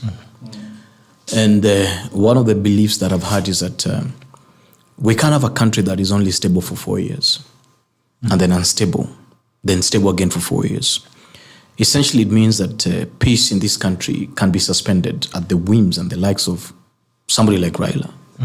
And that his right to seek for handshake and a share of government means that I should stay hungry, or somebody should shut their business, or somebody should die, or he has the right to get into government and claim for a certain share of revenue and, you know, be a partaker of a looting spree, and nobody should question him because he's above the law. I agree with Professor that time must end, and that God may give His Excellency William Ruto the best of solutions. But also, God himself, who is the giver of life, can bury anybody tomorrow. He doesn't have to go through a man. We know that the time has come for there to be prosperity in this country and for us to enjoy peace. Bitok, it is not right for every time Raila loses legitimately to say that he wants to shut the country down. He wants to do XYZ and XYZ, march to State House and do this at the expense of the common Kenyan who's trying to fix their bread daily. So Raila is therefore not the enemy of Ruto or the president. He's the enemy of the people. And he's not anyone's people's president because his swearing in was extrajudicial. It was not legal. He has done a lot of sins in this country. You know, violated our constitution in many other ways. Yet nobody has really dealt with this man. The time has come that we citizens must deal with this menace called Raila Odinga. The time has come for this country, we as citizens, to deal with this menace called Uhuru Kenyatta. All the sins that they have done against us, and it is not a revenge mission. I've listened to the lady, but I've listened to the lady who's probably struggling to wonder, where am I going to eat today? How am I going to educate my children? How am I going to access medical care? And I can tell her that for the last many years, especially the last 5 years, these are the people that have stolen from her. How does she recover? I mean, how do we take what they have taken away from them and nationalize it for us to be able to have a stable economy? The rule of law essentially does not mean that you're revenging in any other way. It essentially means that you have to be able to crack down on people who thinks they're above the law. Okay. All right, let's continue. Good morning, Bungala Manyanchi. You Gerald, long time. Salama, long time. It's been a while. Ulienda wapi wewe? Bana tulisema acha tupe serikali time wafanye kazi. That's good. After a very long campaign, ile campaign ya Ruto sana bana. Wafanya mambo mingi lakini sasa sasa kusema nini? Naona anamletea njia huru tena. Amefanya nini? Maisha hapo nje ni noma. Alafu government pia unaangalia ma ministries unashindwa huyu su. Unaona Kuria ni kama yeye ndio foreign affairs minister. So a lot is happening. Okay, sisi sema anaenda vibaya. I think both the government and the opposition kuna shida. Wakifikia Raila pia anaitisha mass action. Mass action is solve any problem. Does never solve any. Hakuna siku conflict ikai solve problem. So hii vitu ni kama kuna makosa mahali waseme. Yes, so nimesikiza huyu jamaa anaitwa Ogola. Unaona kikao kifanya vitu hapo online, vitu mingi hapo inaweza kusaidia wananchi. Those people wako na pesa. Kwa nini wakati mtu wa chini akishikwa watu waone wakienda kuwatetea? They only go for those people who have money. Like right now naona Matiang'i anakuwa around the lawyers. Na wakati jamaa alikuwa anafanya makosa, hatukuona hao lawyers wakiongea. Yes, kuna watu walipotea during the Uhuru regime. Tupo kwa mwili zikapatikana huko Yala. Tunataka kujua nani waliua watu. So I think Kenya kuna shida. Na shida ni hao viongozi. Especially hata hao lawyers squeeze pia wako na shida. They are not truthful men. Now ukiangalia pia they are not truthful men. Okay. They are not truthful. They are lying. Even the media, niliona na media pia wanalia. Na wao wamekuwa kipost vitu vya uongo. Lawyers ya Kenya are letting us down. Hata law society inafaa kuwa disbanded na waweke kitu kingine. Kwa sababu why wanatetea wezi kwa nini? Hakujaiona mtu anaenda kutetea mtu wa chini. Yes, wakati hao watu wana loot money, wanakula na wao. Na tunajua watu waliiba pesa. Tumeona Auditor General anasema 34 billion zilipotea. They don't talk about that. They only go and defend people at anaonewa. Kama mtu anapelekwa kotini, achitetee. Hii sakarakazi mingi tunaona hapa at nini? Watu walishikwa bwana wakawawa kwa police station. Tulisikia kulikuwa na container. Where are these lawyers? Bona wanaenda kuuliza hii container ilikuwa wapi? Yes, we need truthful people. Hii nje yetu iendelea tukiwa na ukora kama hii. Angalia sasa hizi bandits huko Bogora, huko Pokot. Media inaleta stories hata haieleweki bana. Tunashindwa media wana support bandits or what? So iko shida Gerald. Na pia Ruto pia ako na makosa mingi sana kwa sababu ile watu wameweka kwa ofisi bwana. How can you put people like hata wengine wanaona nashtuka tu. Kama nani? So wanafaa pia angalia pale ya kwake kwa sababu nani amekushtua? Nani umeona ukashtuka? Bana iko mtu niliona kama hii Nthumbi bana. Iko Nthumbi. Wa agriculture. That is the backbone of our economy. Hapo unaweka mtu wako upright. Kwani this is wrong, this is right. Yes, huko tena nakwambia ukweli. Tunasikia maana ya kuimport mahindi nini? Why can we? Naona sasa hizi huko kwetu mahindi ishakuwa kubwa. Mvua tunapata huko. But shida ziko mingi Gerald kwa ground. Shule ndio hiyo CPC Ruto alikuwa ametuambia anangoa hii kitu bana. Maana ukienda ile pesa unalipa shule unastuka hii ni nini sasa? Are we killing education or what? So kuna shida mingi lakini these people leta kulinyazia hii inauzwa mwananchi wa kawaida. Wanaleta stories hapa na ni kama wanalipo waenda run propaganda huko online. Kwa sababu kama mtu anaelekea mwananchi tafadhali. Asante. Haya, na wacha kupotea. Nimepotea kidogo, ni kazi bwana, shughuli lazima tutafute. Na kuombea ukitafuta upate. Atafute kabisa. Na kuombea ukitafuta upate. Tunatafuta na pia mlisema siasa imeisha. Nilishangaa kwani mlianza kukosa airtime ama kuliendaje? Ati? Nilishinda kwani mmeanza kukosa airtime ama ni nini? Mambo inakuwa mzuri. Sijakosa airtime. Ni za zingine unakuwa kwa show na time labda si yuko nini. Okay. Niko busy kidogo. Haya, sawa, asante. Gerald, unajua huyu ndugu yangu ameongea na huyu alikuwa sasa ndio machachari wa Kenya Kwanza kabisa. Huyu ndugu yangu ameongea ukweli kabisa. Kwa sababu umesema unajua kama wewe ni pilot na unachukua ndege ambayo inaanguka, you must wrestle it to stability. Na kwa hivyo nafikiria juzi ndio niliona rais amesema kwamba economy imestabilize kidogo. Na naona hii supplementary bill ambayo ameweka ni ya kustabilize maneno kadhaa, agriculture, education na mambo zingine ambazo ni muhimu. Lakini Gerald, unajua when we look at a country where Nairobi yenyewe ilikuwa privatized. Nairobi was privatized under NMS.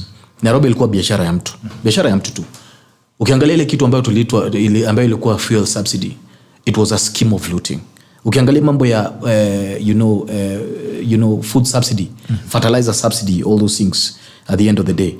Ukiangalia tax evasion schemes, monopoly on sugar, gas, nini, haya mambo yote. Unaangalia ambayo unajua kwamba the whole country had been privatized. Haikuwa nchi ya maskini. Hao watu walikuwa wanataka maskini wakufe. They had no interest in anybody else. Na Gerald nikwambia juzi when I was doing this IBC thing is when I discovered that you and I, Gerald, today, mimi na wewe kwanza atungekuwa Kenya. Because Raila Odinga and many others wanted to subjugate the will of the people. They wanted to overturn the elections. And in overturning the elections, what they wanted to navigate the country outside the rule of law to the rule of politics. And I've worked from a security perspective in some of the countries that don't have a constitutional dispensation. And I'm telling you, that country functions at the behest and the interest of the politician. Wanasiasa wanakutananga kwa mahoteli za juju. I went to another meeting in Ethiopia. I cried. Because the people in that country, the poor man in that country is expecting for justice. Lakini ule mwanasiasa yuko kwa hoteli ya majuu huko, yeye ni madeals za oil, deals za madini huku na kule. They are not interested whether the country stabilizes or not. Lakini wakati umefika kwamba sauti ya mnyonge inasikika. There are 800 families, Gerald, who their person was killed, their child was killed, their brother was killed at the end of the day. Who is going to fight for that person? It has to be, we have to fight for that now. Kenya umaskini sasa hivi iko juu. Ruto amechukua serikali juzi. We have to give him time to stabilize. And what we want to do to see is a functioning government. And I agree with everybody at the end of the day. The cost of living must be brought. Walichukua serikali kama unga ilikuwa 230. Sasa imeingia 180. Na nilikuwa naambia watu mimi mali nanunua unga ni downtown. Nanunua kilo 200. Unajua watu wengi kama wewe na profesa hapa anataka kuona unga branded. You want to see branded na unataka kununua pale Carrefour. Inaitwa Carrefour. Lakini mimi naenda pale downtown nanunua unga ya 100 kilo 2 at the end of the day. Naenda pale Marigiti nanunua. Lakini kumalizia ndio profesa ingie. Justice must be done, whether it is seen as revenge or not. We can't allow this country to be at the mercy of a few individuals who take the whole economy of this country and repurpose them for themselves, who use the criminal justice system to kill, to maim, and to do whatever it is, who think at the end of the day, I can wake up next week and suspend the country into chaos because I want a handshake. Okay, all right. Before I give it to Professor, there's something that Kabon Sara has spoken into that I think you need to speak into. And they say that, yes, we agree that you probably inherited an economy that had been loaded like you're saying and the reports are saying. And secondly, there is the issues of political promises. And she is saying, we voted for you, and she's among the people who voted for the government. And she's saying, instead of working and delivering on the promises, you're promising more. You're continuing to promise other things. Secondly, if yes, we agree that this is a situation that we are in, that we are in a deep hole, the first thing to do, the common sense, is to stop digging. Of course. So why are we prioritizing digging than fixing? Because now, if we agree that economy is a problem, why are we not focusing on fixing it? And she is asking, is it a priority now to follow these other guys who are in the other government? You know, and again, and Professor... in a very short... Gerald, anybody would agree that the president has done something so far, sincerely speaking. He's addressing the issue of unemployment, with questions, with solutions on affordable housing and many other things. When you look at Kenya, Kenya has slipped into a desert. Our forest cover is below 10%. We don't have the sustainable environment to sustain production or, food sovereignty or whatever it is that you want to call it. There are solutions that will take time. And let me tell you something, Gerald. When you get into government is when you have the first opportunity to know how bad things are. And you will recite promises. You will look at it and say, you know what, it is true. We said in 100 days, but things are so bad. We've tried this medicine, we've tried chloroquine, we've tried this, it's not working. We have to see how to recite. Priorities, where's the priority? Priority must be, at the end of the day, ensuring that Kenyans have food. Food production is something, and fertilizer subsidies is billions going into it. The cost of energy is something that must be addressed. It must be addressed. And sectors that are a pain, especially like education. I'm telling you, there's nothing that pains me like that. Kila siku niko shule na negotiate ngoja next week. Ngoja, at the end of the day. So there are things that the government has prioritized, and the government is doing. What we can do is to support them meet those. All right. Bongala Mwenyenchi, last call. Bongala Mwenyenchi, good morning. Hello, Bwana GB. Niaje. Bwana GB, mambo namna gani? Mtu wa Ujasi. Habari ya wewe? Salama sana mdosi, vipi? Wengine na wasikilizaji wote. Hello. Haya, sasa mimi ningetaka prediction sema yago. Ni kwamba tuko na serikali iko wima na inafanya kazi. Okay. Mambo ya kuexpect ati vile ilikuwa imesemekana tukiweka nini mambo itakuwa haleluya, maana itashuka kutoka kila kitu kwa serikali ama kwa system yote duniani. Kwa mfano kulikuwa tumeingia shimo, tumetolewa kwa shimo, at least tumekuja juu kidogo. Tuanze sasa kwenda juu. Okay. Lakini watu kuexpect ati mambo itafanyika kadabla kila kitu sasa itakuwa watu watakuwa na bure, hiyo itakuwa ngumu sana. Watu wavumilie, mambo inaendelea, mipango iko. Na mipango iko inafanyika, lakini kwa mfano saizi hakuna mvua ndio inaanza kunyesha. Hakuna vile watu wana expect mahindi watu wamepatiwa mbeka itakuwa iko tayari unga imerudi. It is very unfortunate kwamba wananchi wa kawaida anatumika vibaya sana. Kwa sababu simu yake kama tusikie vizuri. Simu ya Mungwana kama tusikie vizuri. Haya, Prof. So, first of all, Bitok, thank you very much. Na pia the callers wameongea, wajua usiposikiza wenye wanaongea kwa ground utasikiza IBC. Hiyo ni lazima. Kama wewe ni mwanasiasa usikizi wale wanakwambia results itakuongelesha. Sasa result itakuongelesha. Sasa wanasiasa wote wanakwanga hivyo. Mimi si mwanasiasa. Lakini nasema Raila Odinga kila anafanya asikize wananchi wanataka nini. Kwa sababu ukienda mass action na wataki mass action watawasikiza kwa debe. William Ruto ukipuuza Raila Odinga, ukipuuza yale wananchi wanasema vile wanaongea, utasikiza wapi? Utakiza kwa debe. Hata IBC ikiwa upande wako. Njia ni mbili tu.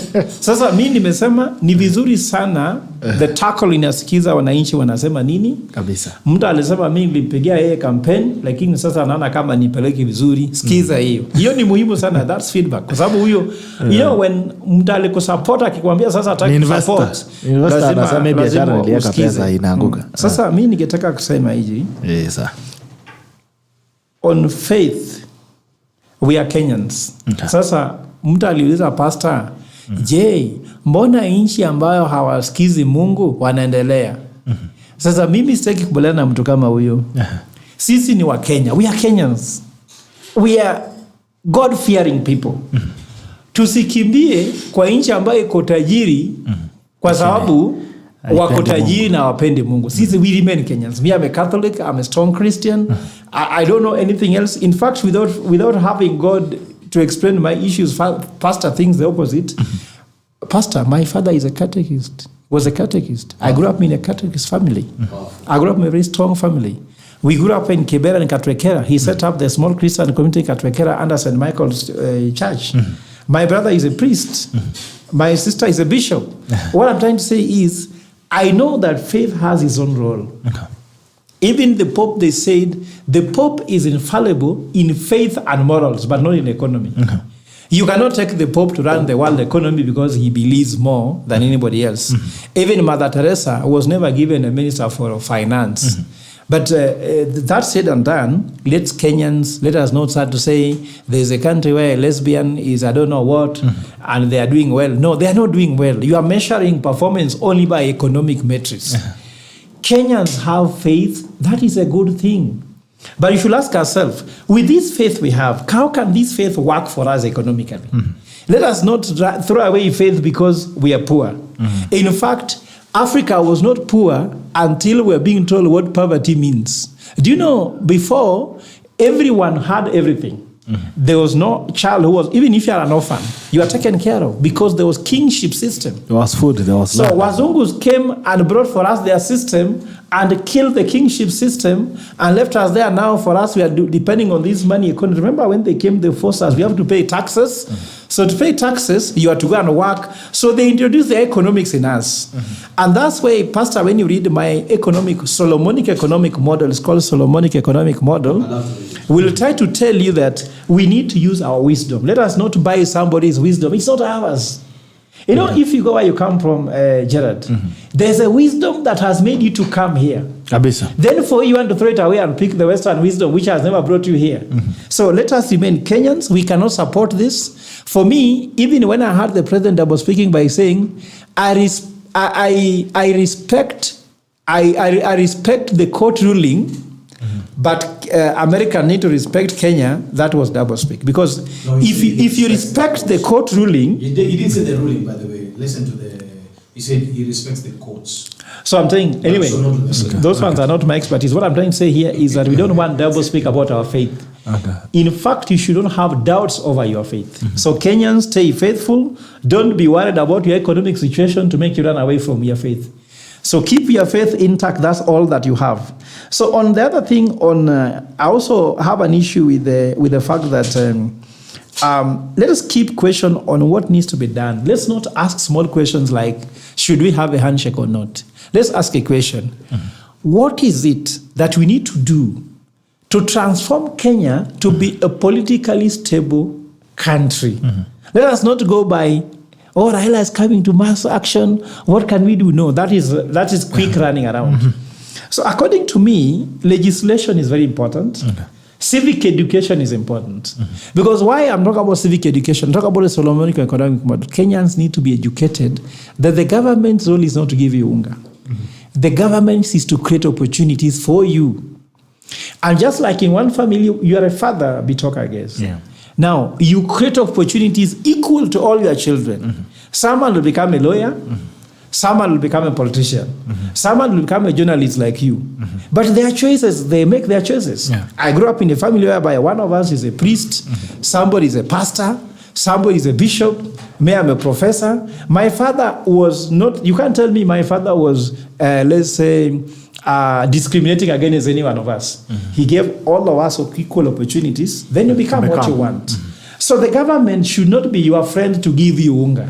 Kenyans need to know that. Every politician has their personal interest. In fact, if anything, they have interest. Within their interest, if they can be able to create equal opportunity for you, for example, for farmers, if they give you fertilizer, somebody will farm in 10 acres. Some will farm only 1 acre. Some will farm maize. Some will farm beans.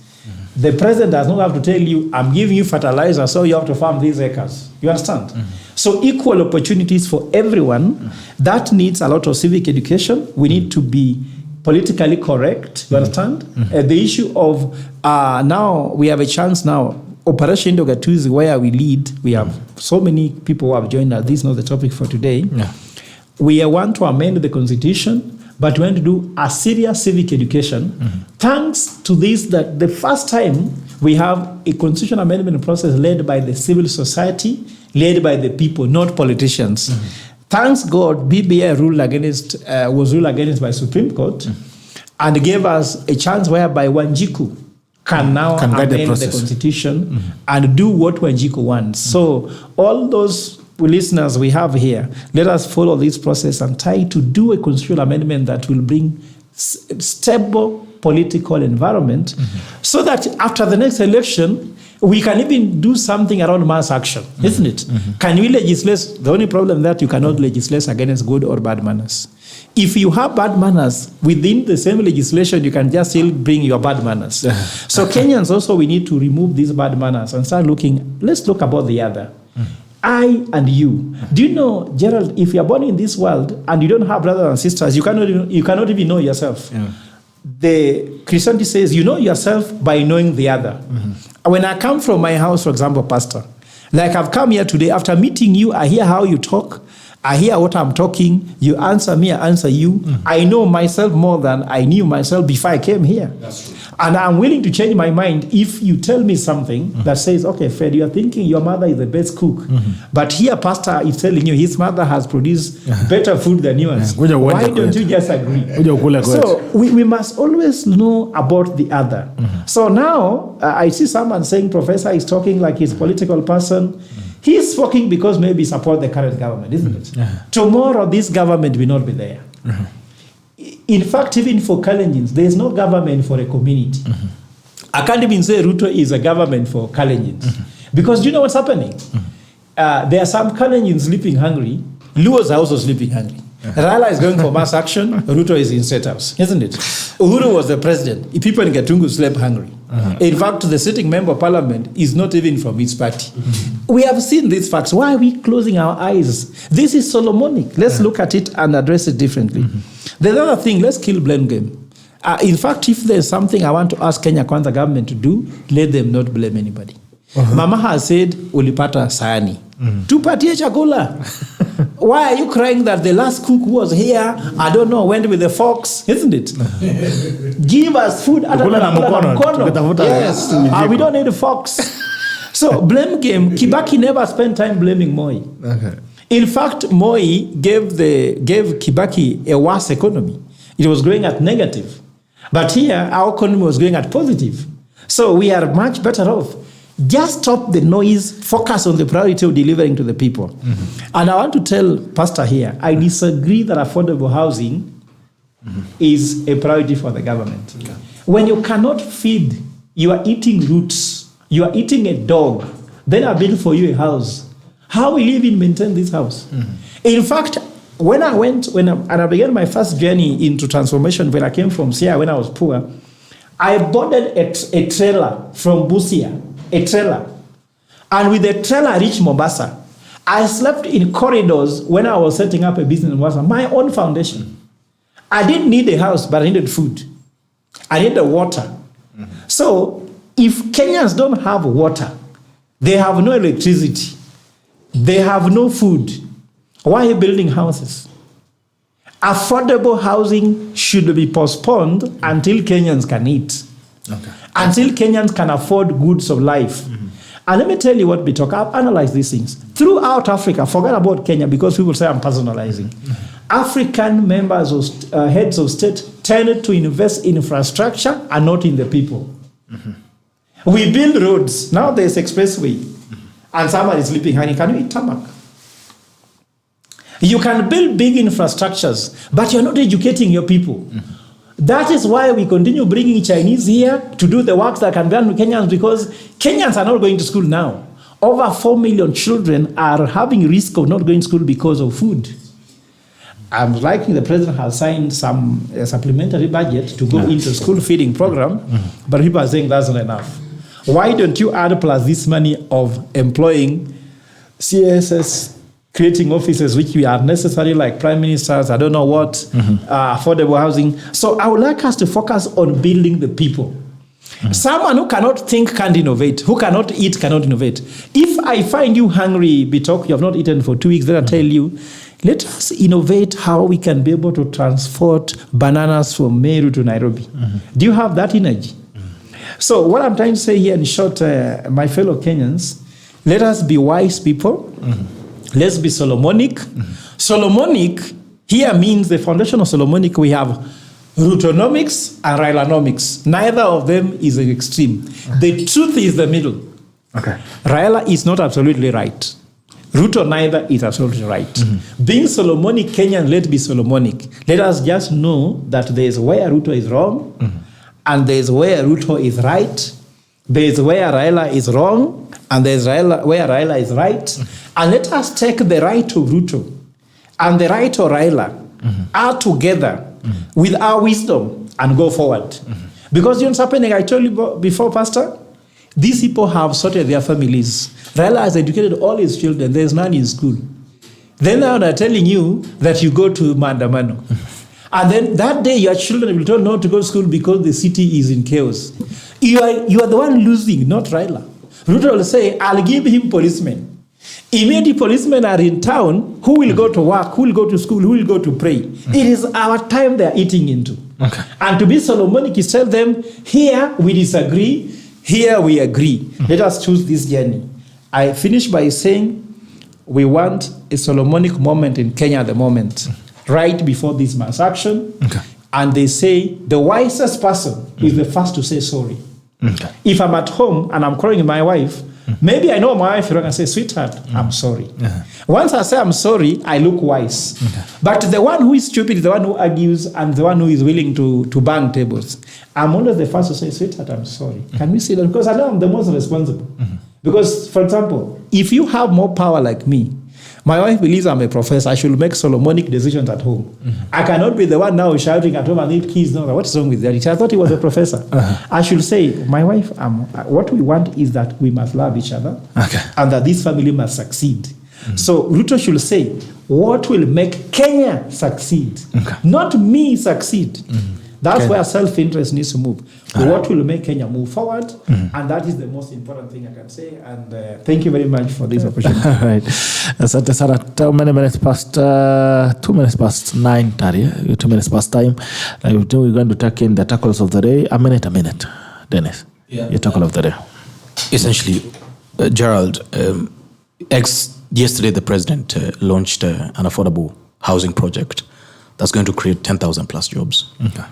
In housing projects, you have expenditures that create employment, and essentially then affect the overall health of the economy. So those projects are important, and we must keep on doing them. I've been homeless in Nairobi twice, and I know I desired a house more than I desired food, sincerely speaking. So having been a victim of such, I know the fact that one of the biggest pains I've had to go through in this city is the fact that I couldn't afford a house. So essentially that's absolutely critical. But one of the things that must be done is justice. Call it revenge, call it whatever name you want to call it. Those who killed Kenyans must be prosecuted. Those who looted must be prosecuted. Those who are trying to sink a sovereign nation must be dealt with. Whatever it is, the rule of law in this country must be respected.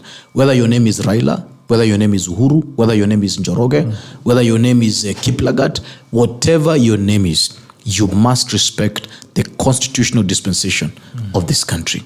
Lastly, every Kenyan must rise to defend their right. The Bill of Rights is expressive. And I usually say your rights end where mine begin. At the end of the day, there's nobody who has the sovereignty to patronize us as if they're the king of this nation. We must thrive, and we must thrive equally. And the time and space has come for the downtrodden in this nation to rise and to defend their rights. And essentially, that's what I'll say. And the day is here. Ya mwisho kabisa, tuombee mvua ikuje na tupande miti. Gerald, tukikosa kupanda miti, Kenya inakuwa kipara. Kama you know ya professor na yangu inakuja. Nakwambia, if you Google Kenya today, you'll be shocked that we don't have any tree cover. And that's part of the reason why we have rain. We don't have rain. It is not necessarily because we haven't seen. There are parts of the country that are raining, and they're raining because they have a considerable tree cover. But I know for as long as justice is not executed, there's a woman today crying because the son was liquefied in our container in Nairobi. There's a woman who is crying, a mother who is painfully asking God for justice because their sons disappeared today. There's a wife and a father and a child who today doesn't have a father because somebody thought in Matiang'i's administration that that man's right to life shouldn't be there. Kenya must stand as a country that is, a model of justice and a model of prosperity. And that day has come. And we must deal with those belligerents who have sunk us for 50 plus years. My grandfather was assassinated because he was a general in the war. They never wanted him to access land or anything of the sort. But the time has come for the children of this nation, all of them, to rise. It doesn't matter what the name of your father is. Okay. So my tackle, as you say, of the day, yes. My tackle, as you said, that all this that pastor says and everyone is saying, let's start from the top. Let us also know the justice about the issue of corruption. We start by declaring wealth from the head of state to deputy head of state to all his ministers and governors. Somebody who is a supporter of Kenya Kwanza mentioned it very clearly that some of the ministers he's seeing, it doesn't look like they should be in those positions. Let's start right from there. Let's start right from the top. Let's everybody declare. The second thing I want to ask Kenyans. Kenyans, we don't lack intelligence. Kenya, we don't like God-fearing people. Kenyans do not like people with high morals. The only problem is that our intelligence, our moral, and our spiritual position in this world tilts towards our stomach because of someone. When I say this, they tend to favor me and I get favor. Me, I'm a professor. I'm not in anybody's payroll. I say what I say. No one feeds my stomach. And if all Kenyans are to come out and say the truth when it matters, this will build a big nation. Absolutely. And let us use our best and brightest, the best resources. So Kenyans, where you are, do you think that is Solomonic to go for mass action? If it is not, don't go. Don't go because you have been told by somebody. Ask yourself, go look at us in the mirror and ask yourself, is it good to see our headlines, how they look like? Kenyans, why don't you tell any leader who is putting hate in your heart and spirit, tell them that God did not implant hate in your heart. God implanted only love. Kenyans, where you are, when someone tells you against Raila, or sells you for Raila, or someone tells you against Ruto, or talks about Ruto, do you use your own wisdom or you just rush emotionally by their words? If we are able to be a discerning nation, we can go very far. There is no nation. The most successful nation in the world, if you talk about Human Development Index, is called Norway. They spend 16.2 years in school.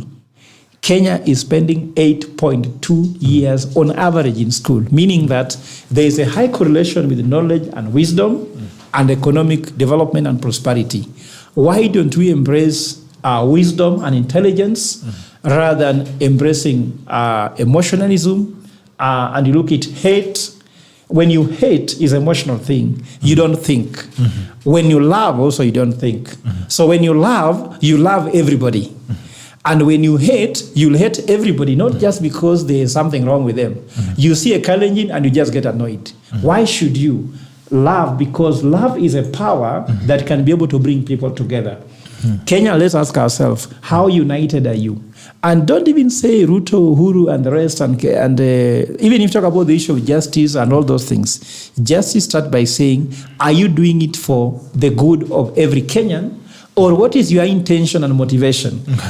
If you are playing a role in bringing that division, then you are the one creating all these problems. So let us be the solution, let's not be the problem. Okay. All right. I forgot to answer somebody who said that Luxembourg and those nations that don't fear God seem to grow faster than others. And I refer them to Proverbs 92:7, which says, the wicked may grow like weeds, Those who do wrong may prosper, yet they will be totally destroyed. Okay. Luxembourg has the highest level of school dropouts currently. It's a crisis. People are not even going to school. Okay. Majority of those economies that you think are astute economies are not even populating. Guess what? Africa is the new giant. Why is it the new giant? Because Christianity in 2026 will be 700 million. And because of the preservation that it brings on board on morals and ethics, then Africa, by and large, has been preserved to prosper. You understand, at the end of the day? Usually, Gerald, where there is more sin, where people can marry 17 wives, where people can have sex with dogs, where people can marry a goat, whatever it is, numbers increase, but ultimately, they don't advance. They self-destruct. Okay. So watch Africa with those rising numbers. Watch Kenya. And I'm telling people, in the next 7 years, write this down somewhere, Kenya will be amongst the most prosperous nations on earth. And it's simply because we are God-fearing. Hallelujah. Okay, 40 minutes past 9 a.m. It's been a pleasure having you. This has been the State of the Nation edition of the 7th of March 2023. Tumekuwa na Professor Fred Ogola na Rev.Dennis Nthumbi. We've been having a conversation around the state of the nation, state of the economy, state of our social fabric, and also state of our politics. Until tomorrow on Siasa Wednesday, on this show, very great day. But I still want to remind you that if you're a farmer somewhere, kama unachunga kuku, kisha kama unanunua chakula ya fugo layers, kama pia unachunga ng'ombe, kisha kwamba unanunua fugo dairy, anajua kwamba unaweza kupata malisho bora na mazao zaidi. Hadi kesho, nakutakia yote mema. Bye bye.